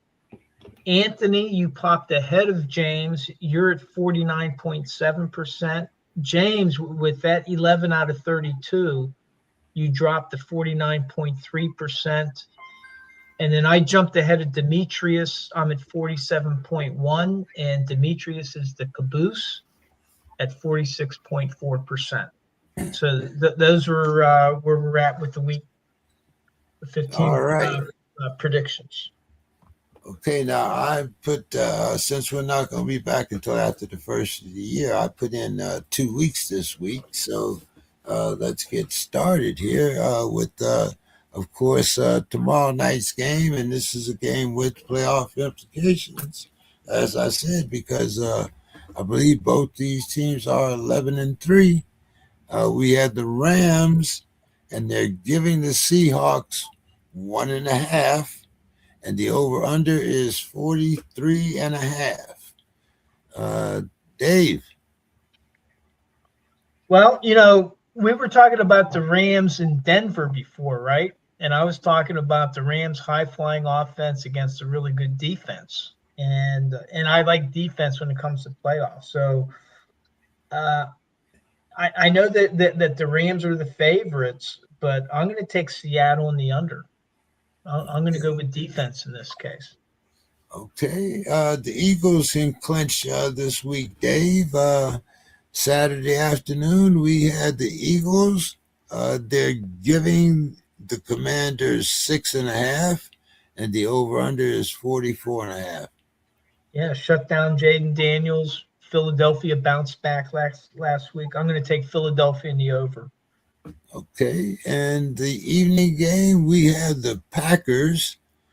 They're also giving the Bears 1.5, and the over-under is 46.5. Another good game. This is a good matchup. I'm gonna, Chicago. They were supposed to be the doormat at the beginning of the year, and here they are holding on to first. I'm going to take Chicago in the over, and wait for one of these teams to disprove the Bears' case. I'm going to take the Bears and the under. I'm going to take the Eagles and the under. And I'm going to take the Rams and the under. Mr. Scott. Yeah, I like your picks. I don't, these weather related things kind of really kind of change the tenor of these things. But Seattle is flooded. Bo was out there today. Looked like he had on the boots up. He didn't have on mud waders, but there was water everywhere. Well, that's too bad. And then Seattle looks like Darnold really has referred back to factory settings. I mean, last week they couldn't even score a touchdown. But they won. But I'm still saying they couldn't score a touchdown. So against the Rams, you're not going to win if you don't score a touchdown. So, so I'm taking the Rams for sure. And then I'll take the under because I just think Sam Darnold, when he gets into rarefied air, he's almost like it's his kryptonite. And then he just all of a sudden he can't do anything, can't fly anymore. And I'm taking Philly. I think Philly, they're the kind of the sleeper and the knockout artist, so I've got to take them. And I'm going to take it under. I don't think Washington's going to score on that defense. And then this last one, boy, that is a real tough one. If I was put, boy, it's in Chicago too. Boy, that's They're both cold weather teams, though, Mr. Scott. yeah, that's true. But Chicago is Chicago, and but I'm gonna take Green Bay. I'm gonna take Ooh, Green Bay. I'm gonna take the under. Yeah. all right. Hmm. Okay. Let's go on to You're Sunday on the love morning. boat. Let's go on to Sunday morning, Mr. Scott. We got the Bills, and they're giving the Clowns 10. No hook, just 10. And the over-under is 42.5. No. Wait a minute. I don't see that even on here. Yeah. Oh, Buffalo. Oh, okay. Yeah, I'll take Buffalo. I mean, I was hoping Shador would kind of show, but that whole thing is in disarray. So, Bills are going for championships, and I'm going to take the Bills, and I'll take it over 40. Was it 42.5? Yeah. Yeah, I'll take that over Buffalo over. Okay, and we got the Bucks, who almost, well, maybe we'll see. But the playoffs might be on the line here. Talk about those teams. You got the Bucks. They're giving the Panthers 3, and they're playing at the Panthers. Over under is 45.5. Boy, and they're both tied, aren't they? Yep, that's playoff implications here. I think Tampa Bay's up by a game. Are they up a game? I thought they were even after they lost to the Falcons last Oh no, week. yeah, you're right. I'm sorry. Yeah, they're both 7-7. Yeah. Carolina seems to have some momentum, so I'm going to take them in the over. Okay. And your Vikings are giving the Giants 3, and the over-under is 45.5. Well, Giants are no good. 45 or 43.5. 43.5. I'm sorry. Yeah, I'll take the Vikings, even though the coach is upset with the quarterback for doing a little dance when he made a touchdown. But I'll take the Vikings, and I'll take the over. I think they'll try to get the ball to Jefferson, score some touchdowns. I'm going to take the Vikings and the under. I'm going to take the Panthers and the under. And I'm going to take the Bills and the over. So, Dave, that puts it on you. All right. Yeah, I think right now Cleveland, the only thing that they're going to be playing for is for Myles Garrett to sack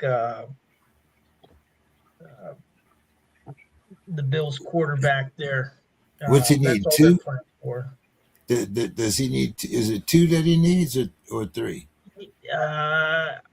It might only be 1. He's very close. Okay, it might only be 1. But I thought it was 2. I'm Yeah, sorry. it might be 2, but that's all they're playing for. So I'm going to take Buffalo in the under. Cleveland still has a good defense, but I mean they scored all of 3 points. Then with Tampa Bay and Carolina, I mean I'm like with Anthony. I think Carolina has been showing some chops. Everybody was discounting them at the beginning of the year, but they've hung around. So I'm going to take Carolina in the over. Vikings. And then for the third one, the Giants. I'm going to take. This is in New York or New Jersey, Right. I should say. Yeah. I'm still going to take Minnesota in the under. Okay. Staying with you, Dave. We got the Chargers, and the Chargers are getting 1.5. They're playing in Dallas. The over-under is 49.5.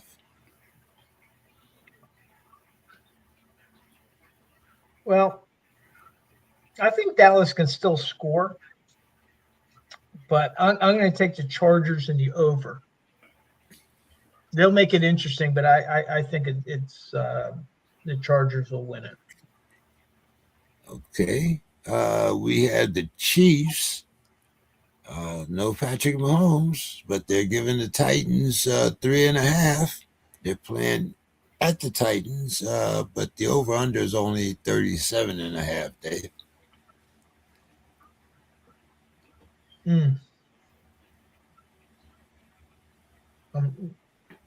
I'm actually changing this. I had Tennessee in the under, but I'm gonna go ahead and take Kansas City in the under. Okay. And we have the Jets, Dave, getting 4.5. They're playing at the Tyler Sloth Saints that have shown some life also. But the over-under is 40.5, Dave. I'm gonna take the Saints in the under. Okay. Mr. Scott. What is it? Kansas City? We're starting with the Chargers. Chargers. Well, because Dallas has still got a chance to make the playoffs. They haven't been eliminated yet. Right. And they can score, and they've just made a lot of bungling. Of course, then your guy Pickens. I said I told you Pickens was no good. I kept telling you he drops the ball. I told you he's no good. And I keep hearing on it how great he is. But in spite of that, and I think is CD hurt? He's not out, but yeah. So that's the only thing. Gosh, but I'm gonna have to take them. They're at home and they're still in it, and they score. So I'll take Dallas in the over. Okay, and now you can talk about the Chiefs. The Chiefs are giving the Titans 3.5, but the over/under is only 37.5. Well, the Chiefs are not going to leave to nobody. They're not going to leave a team lose to a team 1-2 games. They're not going to go down like that. I wouldn't believe that. I mean, I'm taking Kansas City, and boy, I don't know about their backup. They haven't really been scoring a lot of points, but against Tennessee, I think they can beat that 37.5. So I'll take Kansas City over. Okay, and what about the Jets playing against the Saints? The Jets getting 4.5. Over/under is 40.5. Let me see, where is the Jets and the Saints? Oh yeah, well that's like the two weakest guys at school, and the fight between. It's a good fight, but I mean it's not much of a fight. So no runs at home. I'll take them. And I'll take the over. Guys want to score some points to, hopefully boost their contract for next year and make the team. I'm going to take the Saints and the over. I'm going to take the Chiefs and the under, and I'm going to take the Chargers and the over. So I guess it's still on you, right, Mr. Scott? Starting with the Bungles.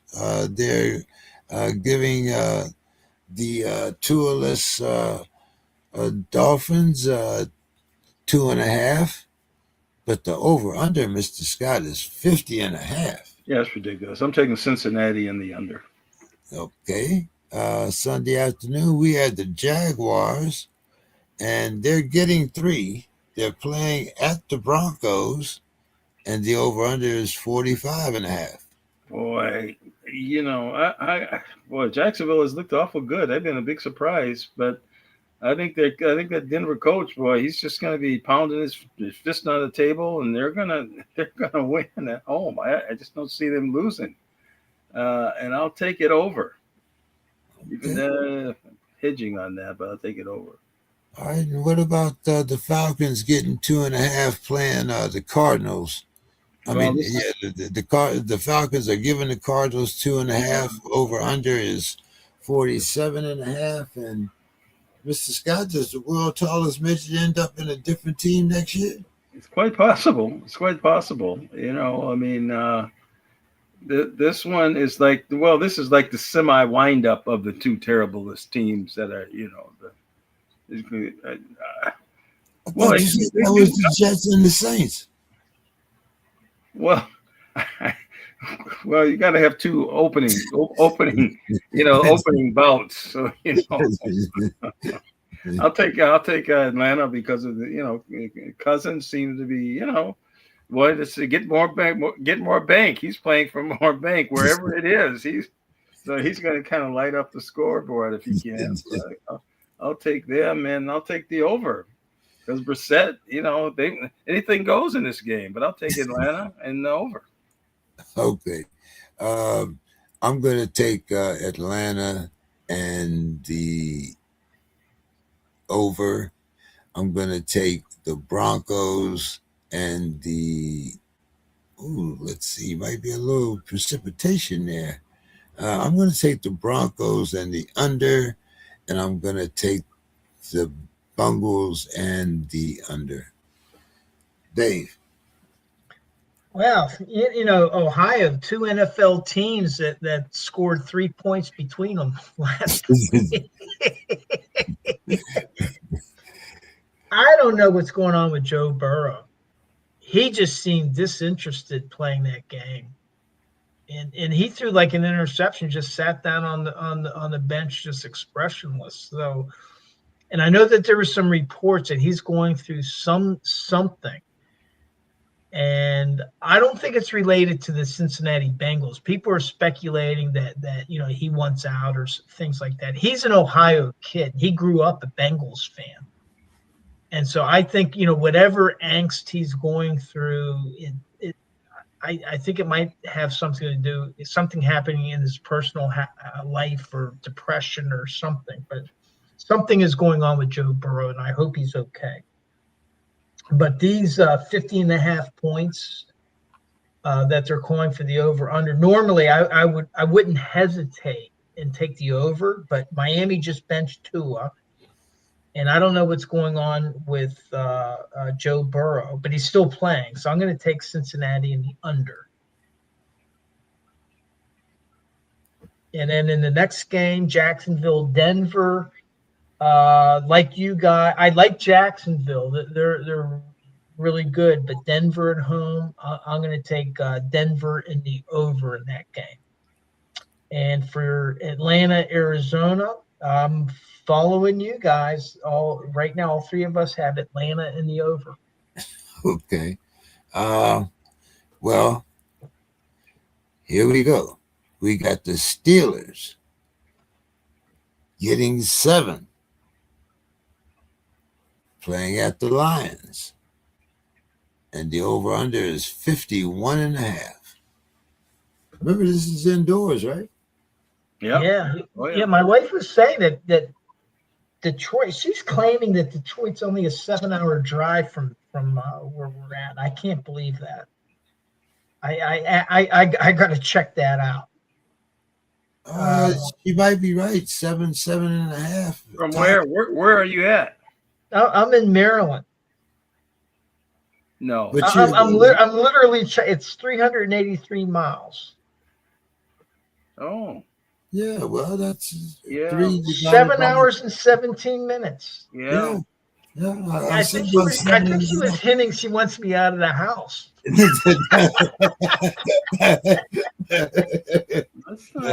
But no, I'm staying home. I'm tired. But my next Steelers game is going to be in Pittsburgh for the finale against Baltimore. I'm going to be watching this one from home. But tempting though, tempting. Yeah, it's indoors. I'm hoping, like Reggie was saying, is that Pittsburgh has demonstrated that they can score, but they're very inconsistent. But I'm hoping that they can show that they can keep up with Detroit, which definitely can score with Gibbs and Brown at wide receiver. I'm going to take Pittsburgh in the over in this game, and they're getting 7 points, so I'm hoping they keep it close. I'm not saying Pittsburgh's going to win, but I'm hoping that they can keep it close. Ben Roethlisberger and Merrill Hogue, he was on Ben Roethlisberger's podcast, and they both agreed that this game, how Pittsburgh plays Detroit, will determine whether Pittsburgh has any chops for the playoffs. And now they're both 8-6 teams, but Detroit it's an 8-6 team that has a lot of firepower there on the offense. So Pittsburgh in the over. What's next? The Raiders getting 14.5, playing at the Texans, and the over-under is 38.5. That's a lot of points. That's a lot of points. But Houston, I said this a couple weeks ago. I think Houston's going to snag could steal the division title, but they're going to have to get through the Jaguars now. They've overtaken Indianapolis, but they got a tough defense. So 14.5 is a lot, but I'm going to take Houston and hoping that the Raiders are trying to keep their position in the draft to get Mendoza out of Indiana. So I'm going to take Houston in the under in this game. Okay. Mendoza is actually slated. I don't know how it's going to turn out, but they say Mendoza is going to be the second quarterback taken, and then Love will be number 3. But we'll see how that goes. I can't see a running back really coming out that high, but we'll see. Okay, so did we stop? Let's see. We got the Steelers. We got the Raiders. Okay, There's just Dave, 2 more. The Pats are getting 3. They're playing at the Ravens, and the over-under is 48.5. Baltimore's going to be tough at home because they're fighting for their life, for their playoff Yes, lives.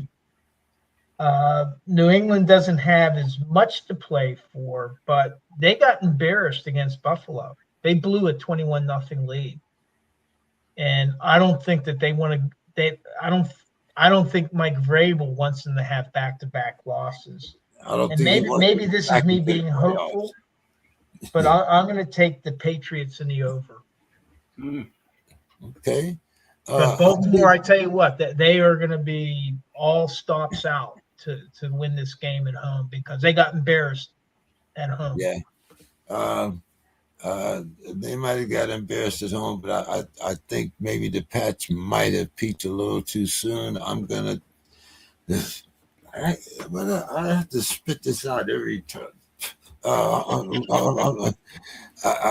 taking the Ratbirds in the under. I'm taking the Texans and the over, and I'm gonna take this. Dave, I want to go with you, but I'm going to take the Lions and the under here. I don't think that Aaron Rodgers. I still don't think that. I think the Steelers will win the division, but I don't think. I just don't have that faith in ayahuasca against. You're going to have to travel down to Central America with Aaron one of these days. No. Yes, and I think we could bond over a bowl, Dave. I actually do. You're right. So, Mr. Scott, what do you think here? Well, I have to take the desperate teams. I have to take Detroit. Okay. I mean, and they're I mean, I think they're eliminated if they lose this game. I mean, they've got a nice record, but I mean, this is a big game for them. I think if the Packers win, I believe that Detroit could be eliminated. But I think the Packers have to win because the Packers have the tiebreaker over Detroit. The Packers have already beat Detroit once. Well, there's too many teams in the West got good records. Yeah, that's what I'm saying. San Fran, Seattle. So yeah, I'm going to take them. I mean, I'm going to take Detroit, and they're going to want to score. That's how they win. They win by scoring points. So I'm going to take it over. Detroit over. Okay. And what about the Raiders and the Texans? Raiders are getting 14.5, Mr. Scott. That's a big number for you.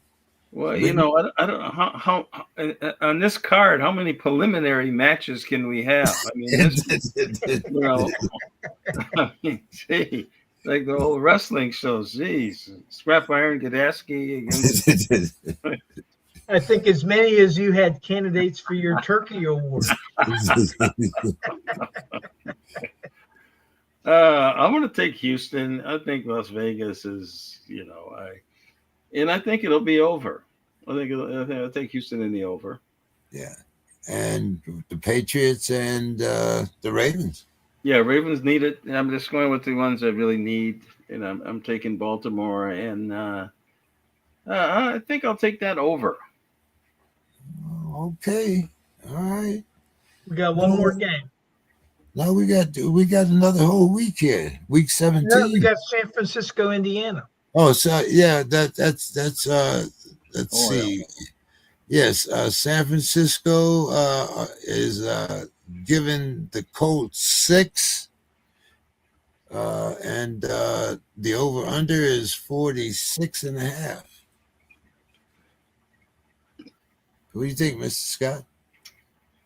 Yeah, Indianapolis really needs it, but the grandpa, San Francisco is going to win the game. I mean, that's just, how can you not have a backup quarterback? You got to call somebody. I don't understand that. I mean, I just don't get it. So I'm taking San Francisco and the under. Okay. And that takes care of the week of week 16. Who are you taking, James? I'm taking the 49ers, and I'm also going to take the under. Okay, and I'm doing the same. I've got the same card there. Okay, so Christmas Day, Mr. Scott, we got Dallas. They're giving 3 to the Commanders. The over-under is 51.5, Mr. Scott. What do you think here? I'll take Dallas in the over. Okay, and we also had the Lions with their traditional Christmas game, but this time they're coming to the Vikings, and they're giving the Vikings 3.5, and the over-under is 48.5, Mr. Scott. Jeez. Yeah, the Vikings. I mean, yeah, they have a defense. Do they really want to be a spoiler? Do they really care? I haven't really seen a lot of. I'm gonna take Detroit under. You didn't even have to spit that out. Yes, and that's twice in the same night. Yeah, I know. But, See, I don't go with who I want to win. See, I go with who I think's. I do my analysis. I don't go by just because I want them to win. That's how you lose. So I know that's how I come down to 4th place. You gotta believe. Gotta believe. Okay, Mr. Scott, our last Christmas Day game here, we had the Broncos, and they're giving the Chiefs 5.5, and the over-under is 39.5. Boy, well, I got to take Denver. The Chiefs have wrapped it up for this year. I was looking forward to that being a real good game, actually, but now it's I got to take Denver, and I'll take the over. Okay, I'm gonna take. They're playing at the Chiefs, both cold weather teams. I like that Broncos defense, even with Patrick Mahomes, but I'm gonna take the Broncos, and I'm gonna take the over. I'm going to take the Lions and the under, and I'm going to take the Commanders. No, I'm going to take Dallas and the under. So I guess that leaves you, Dave, right? Yeah, Christmas Day. Yeah, so I got to go with Dallas. No Jaden Daniels, right? So I'm going to take Dallas in the over. In the next game, Detroit in the over, and the Denver Kansas City game. I mean, all on these first three games, you got three teams that are all handicapped, and it all has to do with quarterbacks that have been have been hurt during the season. And so I got to take Denver in the under. But isn't that interesting? These first three matchups, the starting quarterback, Jaden Daniels, J.J. McCarthy have been hurt, and then Patrick Mahomes. Yeah. All three losing their starting quarterbacks. That is something. So Saturday afternoon, we have the Texans. They're giving the Chargers 1.5. And the over-under is 39.5. I'm going to take the Texans and the over in this one. Then we have the Ratbirds. They are giving the Packers 2.5. The over-under is 46.5. Again, I'm going to take the weather in this one, and I'm going to take the Packers and the under. And for my Sunday morning game, the Patriots giving 9.5 to the Jets. I'm going to take the Patriots, and I'm going to take the over. So let's see, Dave. I think I stopped with you, right? Yeah. So whenever I send you the snapshot of the picks, you're going to see that I have Los Angeles crossed out, and I have Houston in. But by the end of this, you'll see a method to my madness, what I'm doing. But I mean, see, now in this case, Houston has gotten their quarterback back. Yes, they have. So I'm going to take Houston in the under. In the next game, what was interesting with Lamar Jackson, when he played Pittsburgh, he's not running with the ball. He's staying in the pocket. Yeah. I think that was his first running touchdown in 8 games, something like that. In first time ever against Pittsburgh. He had never scored a running touchdown against Pittsburgh, but generally speaking, he was holding on to the ball. So I'm going to take Baltimore in the over, and because I believe if he keeps doing that, he's going to keep himself healthy. And then in the third game, the Jets are. I'm taking New England in the under. Okay, Mr. Scott. Didn't I already do that? No. I don't think did he do that one, Dave? No. Or are we on the next? No. Okay. This is the next week. So what is it now? I don't see it. Let me see. The Saturday afternoon games, the Texans getting 1.5. See them after Christmas Day. Texans and who? The Texans and the Chargers. Oh boy, I like the Chargers. And that's in LA too. Yeah. Yes, it is. Yeah, I'm gonna take the Chargers in the over. Okay, and what about the Ratbirds against the Packers?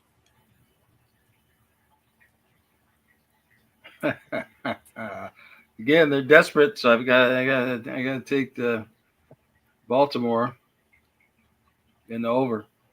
Okay, and what about the Patriots and the Jets? Patriots get given 9.5. How many preliminary, matches? Boy, I would be really mad to go 4 preliminaries before you get to the. Oh, you haven't got it. Wait till the next. Will I give you the next 3? Let me see. What is this one again? I don't see it on my schedule here. You see where it says Sunday morning? It should say the Patriots and the Not Yets. Yeah, give me New England. They're just trying to get this thing over with and get nobody hurt. I mean, they'll be under. They'll just sit on them, and just get it over with. Another preliminary match for you, Mr. Scott. We got the Saints. They're giving the Titans 1.5, and the over/under is 39.5. Oh my God! This is a main event.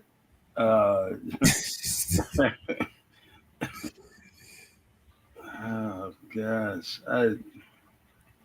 What you say, New Orleans? Yeah, New Orleans against the Titans. Yeah, I'll New take New Orleans. Orleans. They've showed some signs of life in the under. Okay. And we have the Steelers minus 3.5 at the Clowns. And the over-under is 35.5. I believe that's the smallest, second smallest. Wow. Yeah, over-under is 35.5, Mr. Scott. Well, I'll take it under, and I don't want the clown. So Okay. What about the Seahawks giving the Panthers 7.5, and the over/under is 42.5. boy, I'm gonna take the Panthers in the over. Yeah, the Panthers they have I upset mean, the Seahawks once this season, I yeah, believe. I'm gonna take that. I'm gonna take the Panthers and the over. I'm gonna take the Steelers and the over, and I'm gonna take the Saints and the under. Okay, and I just want to make sure you took Tennessee in the under, Anthony. Who was Tennessee playing? The New Saints. Orleans, the Saints. Did you take No, the I took the Saints or the Saints. I took the Oh, you Saints. took the Saints. Okay, I'm sorry. And then the other one I wasn't clear on. Did you take Cleveland or Pittsburgh? Yeah, I took Pittsburgh. Okay, yeah, I thought I heard you say you didn't want Cleveland. Okay, No. all right. Now for me, the Saints have shown some life, so I'm going to take the Saints in the under. This is another cross out. I had Cleveland originally, but I'm taking Pittsburgh in the under in this game. And then you guys both took Carolina. I guess you're figuring that Seattle won't have anything to play for. But I'm going to take Seattle in the over in that game. Well, they'll either have a lot to play for or nothing to play for, because, like I said, it could be that there could be 3 teams out of the West, and that would definitely eliminate 2 teams from coming out of the North. Or the South. Yeah. I don't think the South is even worried about having 2 teams in. What are they? The 2 leaders are what, 7 and 7? They might be worried. They might be worried about having 1 team in. Yeah, well, they have to because of the division. Otherwise, back to that again. So, Mr. Scott, let's see. Where did we stop here? We stopped at the Seahawks and the Panthers, right? So, Mr. Scott, we have the Bucks, and they're giving the Fins 3. And the over/under is 46.5. Yeah, Tampa Bay in the under. Okay, no hook. The Jaguars, they're giving the Colts 5.5, and the over/under is 44.5. Jaguars and over. The Cardinals, they're giving the Bungles 5.5, and the over/under is 51.5.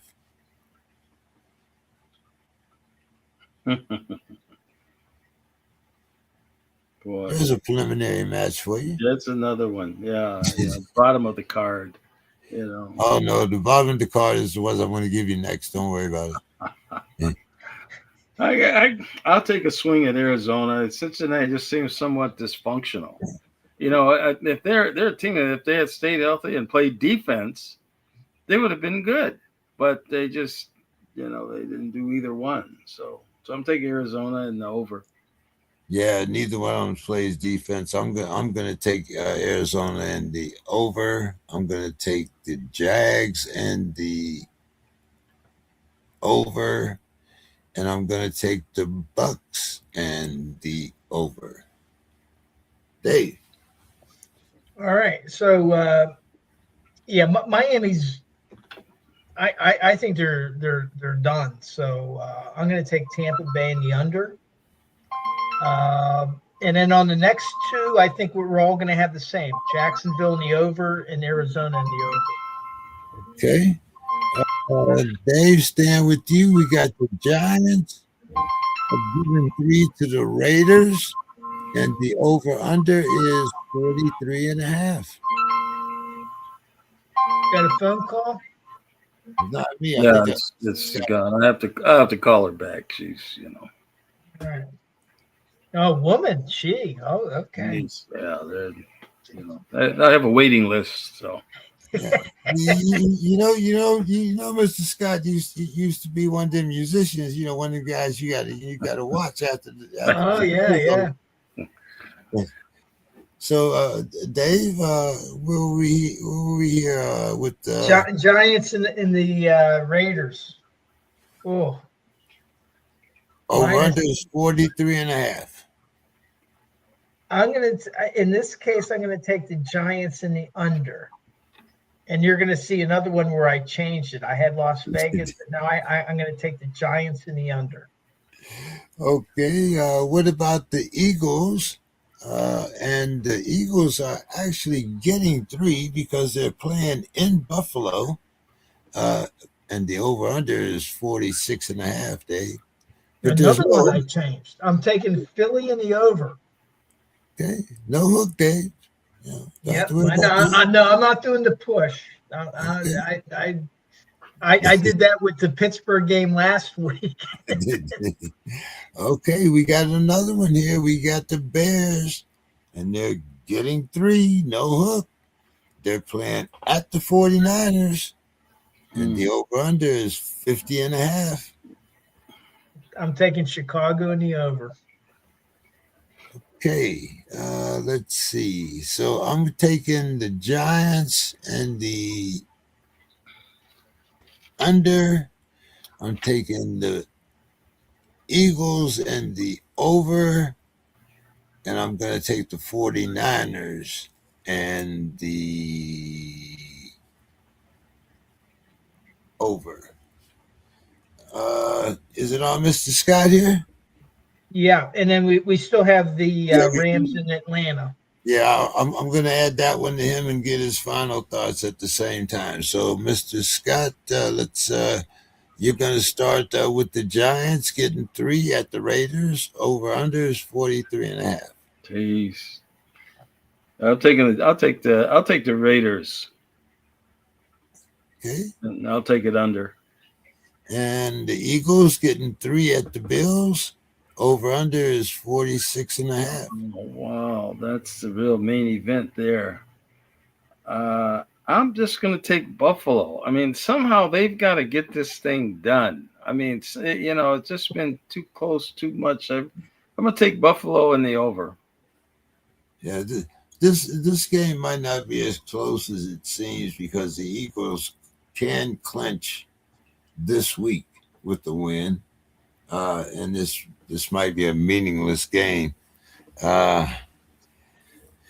Okay. Anyway, I'm going to keep my pick here.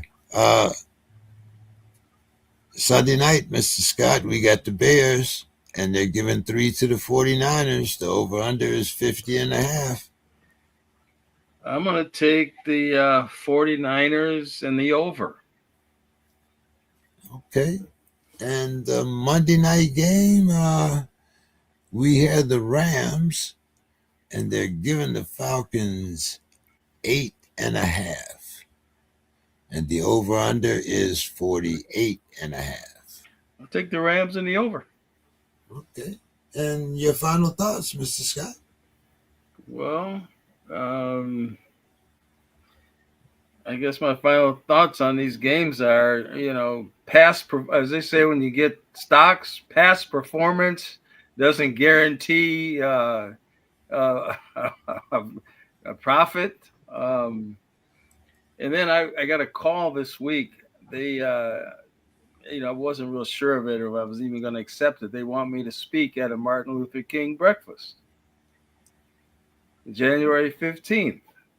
And I was like, wow. And after I accepted it, I'm like, God, what am I going to do? What? I could go so many ways. But then they called me back and said I'm going to be on a panel, which is much better. So I won't have to keep the whole crowd, because everybody's going to be there. I mean, the mayor, the politicians, it's really a big deal when they do this. And I was really surprised. But someone got a hold of my books and our documentary, and they just asked me to do it. And I said, it's a real honor. But now I'm kind of feeling pretty good about it, because I'll be part of a panel of other people. So I've been given something specific that I'm going to present on. So, but yeah, that's a big honor. I'm looking forward to it. Will there be a way that we'll be able to view the panel? I'll find out. I will find out if it's going to be streamed in any way. I think it might be. I would love to watch it. Okay, I will see. I'll check that out, and I'll send it out to everybody that might want to look at it. Yeah, if you can find a way to record it, we'll put it on the podcast. Okay. Yeah, okay. If you can have somebody record it, we actually recorded a meeting from the National Head Start meeting in Orlando. So if you can find somebody to record it while you're on the panel, we'll run a show. Okay. No problem. Okay. All right. All right. I will do that. So Dave, let's see. I think it's on me and you here. I'll get mine in, and then you can get yours in the final thoughts. Let's see. Did I get everybody here? Who did I miss, Dave? The Giants and the Raiders? The Rams in Atlanta. You got everything else. Okay. I'm going to take the Rams, and I'm going to take another team that might not have anything to play for, might have everything to play for, talking about the Rams. I'm going to take the Rams, and I'm going to take the under. So go ahead, Dave. Yours and your final thoughts. All right. Now, you guys didn't figure out the method to my madness, did you? No, not yet. So what? I picked every away team. Ah, okay. Every one of my picks is the visiting team. I'm going to take the Rams, and in this case, the Rams are visiting Atlanta, so I'm going to take the Rams in the over. So, my final thoughts. I got a couple things. I had a heck of a weekend, and I'm not going to go through the whole thing. It was just an amazing weekend. Went to the Clementi Museum, which was really a treat. But the three things I'll talk about, Anthony talked about streaming his panel. Well, I did attend the Hall of Honor dinner for the Steelers' newest inductees, Ben Roethlisberger, Marquise Pouncey, and Joey Porter Sr. And they live streamed their speeches, and they're not public speakers. They're football players, right? But I tell you, there was a lot of emotion and a lot of humor in all three of their presentations. Joey Porter, and you remember how loud he was and brash, and they shot me in Denver, talk and really stoking the other team. But I tell you, when he talked about the humble beginnings that he had. Apparently, he didn't have a father in the picture. This other family kind of took him in, and the sons of that family were at the dinner. And he had his high school coaches that are still alive, some players from his high school team, players from his college team, and he was trying to acknowledge everybody, including his mother and his siblings, that helped him get to where he was. And when he was talking about his children, of course, he was talking about Joey Porter, and he said, for him, he was always a Kansas City Chiefs fan. And he said it was hard for him to become a Pittsburgh Steelers. And now he's Pittsburgh Steelers through and through. But one of the things that he said is, everybody knows my on-the-field persona. And they think that that's the way I was at home. He goes, no, I left that was for on the field. I was a different person. And when I was bringing up Joey, people were telling me, you're bringing up a square. And Porter Sr. said, yeah, that's exactly what I'm doing. I want him to be wearing polo shirts with little logos on them, and I want him to be one of the pantry kids. And what he meant by pantry kids is this family that took him in. Joey talked about they had a little room that when you opened the door, it had food in it. And that was their kitchen pantry. He didn't know what a pantry was. He was from such humble beginnings. So he said that when he was bringing up Joey, he was trying to bring him up like this family had been brought up that had more than he did. And it was a very admirable speech. And then, Marquise, of course, gave Joey a hard time for rambling on, kind of like I am now. But Joey did talk for a long time. And but Marquise, he talked about what the Steelers meant to him as a team. And again, he went to his teammates, he went to the coaches, and he talked about everybody. He didn't talk about himself. He talked about everybody that helped him get to where he was. Now, Ben, he was the last speaker. He started out, he's very religious now. So he started out, praise Jesus Christ the Lord. And you could actually hear some people like going, oh. And then he goes, and thank the Cleveland Browns for not drafting me. And there was like 500 people at this dinner. I was like table 52, 8 people to a table. I'm table 52, and there's like another 10 or 15 or 20 tables. There's like the whole place is just cracking up. But then when he tried to explain what Marquise Pouncey meant to him as a teammate and as a friend, he couldn't complete this. He had to stop, as did Joey Porter at times, where he couldn't. They were choked up, and we applauded. We filled in the awkward silence with applause, and then he was able to continue. But he had a very difficult time conveying, and he was in tears of what Marquise Pouncey meant to him as a friend. But then he said, hey, just think that it wasn't me getting hit in the head with Myles Garrett helmet, because just imagine what Marquise would have done to him then. And then that cracked the whole place up. So it was a fun dinner, really enjoyed it. The Steelers on Monday night, honestly, I was very nervous going into the game. But, Bill Cowher and Mike Tomlin have never lost a Monday night game at home.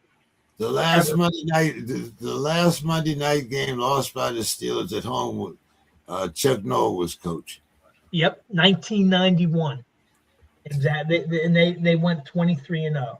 The final thing that I'll mention is, despite Pittsburgh winning the game decisively, being in the driver's seat for the playoffs, they could still lose out and not make the playoffs, but we'll see what happens here. But there's a schism within Steelers Nation. There's a large, it's not small. There's a large number of fans that do want Mike Tomlin gone. And there's a very large group of people that want Mike Tomlin to stay and can't stand the Boo Birds. And the bottom line is, in the article that I sent you guys, I mentioned it. I had 2 friends that I had a discussion with, and they both said that despite beating the Dolphins, if Pittsburgh loses the wild card game, then they think it's time for Tomlin to go. And they gave their reasons. They're tired of the 9-8. It's too frustrating. As we've been talking about, all these teams, unfortunately, including Anthony's Vikings, that have been eliminated. And I disagreed. And I said earlier why I disagreed, where, Tomlin attracts players. But the bottom line is, it doesn't matter. Either of us could be right or wrong. It's just our opinions. And the thing that I appreciate is, with those 2 guys, We're both on polar opposites, but we can talk about it. We're still friends. It isn't ending friendships. And too many times disagreements are ending friendships. And so in the case of Mike Tomlin, there's only two people that are going to impact his time as the head coach of the Pittsburgh Steelers. One is Mike Tomlin himself. He could choose to walk away anytime, like Anthony suggested. And the second one is Art Rooney II. And those are the only two people that matter. The rest of us, we're just spouting off our opinions. And I just hope that whenever people do spout off their opinions when they don't agree, they can be like my friends where, hey, we're still friends even though that we disagree. So that's my final word for tonight. I'll have more words after this. Well, he's a polarizing figure. I mean, you just have to look at this stage of the game with the length that he's been there and the constant success has been a constant. I can see how that makes it polarizing, and I heard some other people debate, well, he's definitely Hall of Famer. I mean, he's definitely Hall of Fame, just when he quits, whatever. And they said, well, one Super Bowl, blah, blah, blah, and I thought, well, Bud Grant's in the Hall of Fame. He didn't win one Super Bowl. So, I mean, I don't know if that's the litmus, when I see that, I said, yeah, Bud deserves to be in there as a coach. And so does that, but without that Super Bowl win, is that what would keep somebody out? Is that the litmus test for the Hall? Yeah. Well, with two more wins, and he could do it this year, he will match Chuck Noll for all-time wins as a Pittsburgh head coach.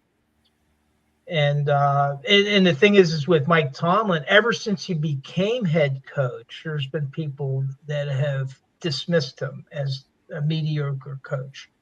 When he first came in and they won the Super Bowl his second season as a head coach.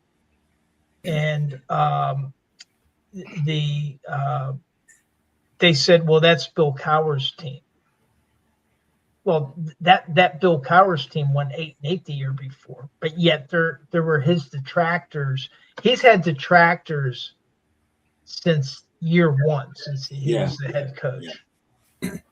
I, like you said, very polarizing. You could make the case either way, but I don't like 9-8. But I mean, that's do you discount a guy that's been 9-8 for 18 years? Or how does that weigh in?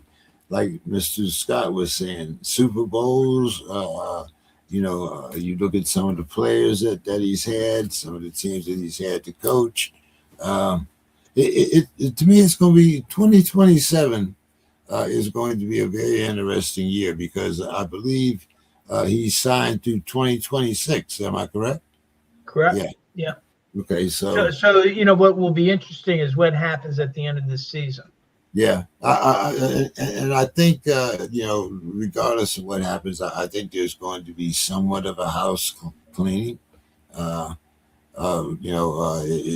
ayahuasca going to be back? What's going to happen with our quarterback situation? What about our offensive line? If we have to adjust a coaching situation at that particular time, it's going to be very polarizing, and I'm looking forward to the Steelers making the playoffs. But more than anything, I would like to see us win at least one playoff game. That's what a lot. I ran a poll, not exactly on that. I do like a poll on Twitter, and my question was, it was related to the Lions game. I said, Ben Roethlisberger and Miro Hoge say the Lions game is a key gauge of whether the Steelers have a shot at the Super Bowl this season. What will it take to convince you the Steelers are contenders? So the first option was, I'm already convinced. It doesn't matter what they do against the Lions. They already think that they're contenders for the Super Bowl. 5%. They must blow out the Lions. In other words, have a decisive victory, 5%.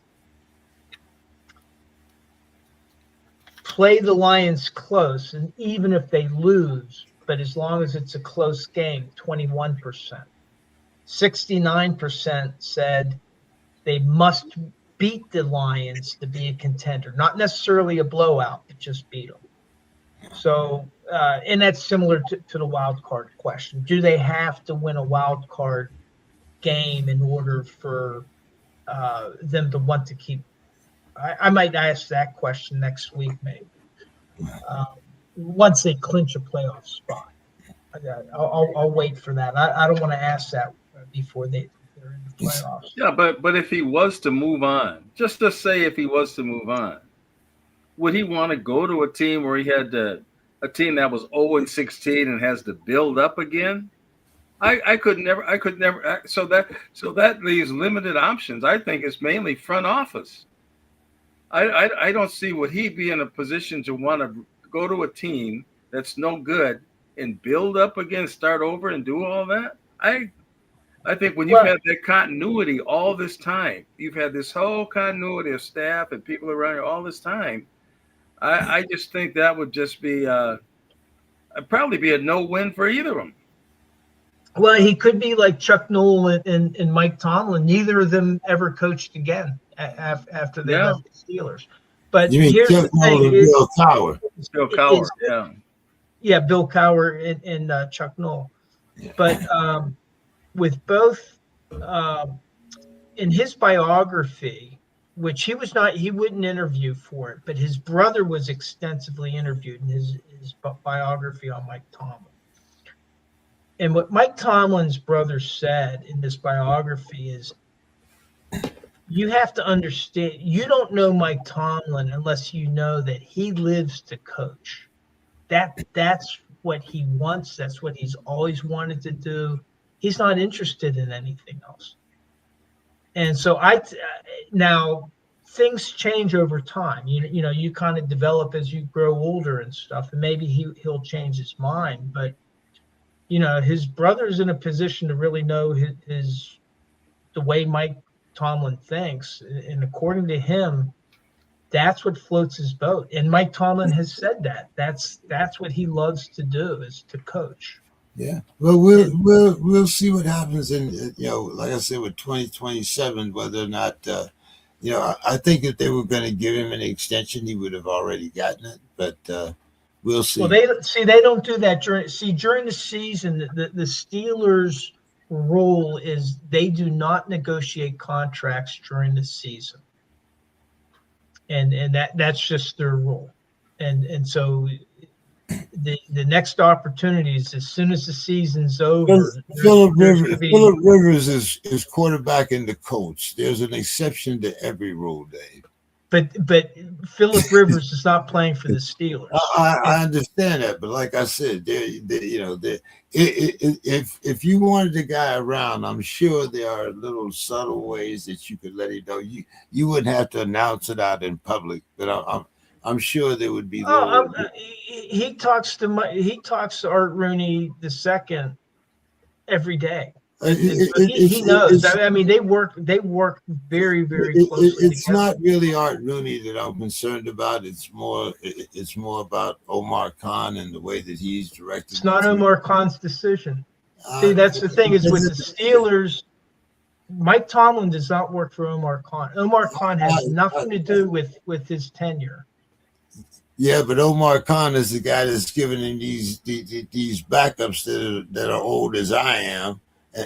And trying to win with them, and then when he doesn't, then you want to blame Mike, and I think that's wrong. But that's a different discussion. Yeah. But the contract, if they're going to extend his contract and not make him a lame duck, which I don't think that they'll. If they're confident in him, they're not going to he won't go into a lame duck. It will happen probably in February. Yeah, during the off season, but that's what I'm saying. Like it'll be interesting to see how this off season kind of plays out. And I know I still think it's Omar Khan that has a lot to do with the players that we put on the field. And so far, I can't say that I would give him an A, maybe a C at the most, but we'll see how it plays out. But hey, guys, Mr. Scott, always glad to have you around and coming in and giving us your thoughts on this. Make sure you get back to me about your panel there. Always, good to put you in Minneapolis and the guys out there. Dave, look forward to.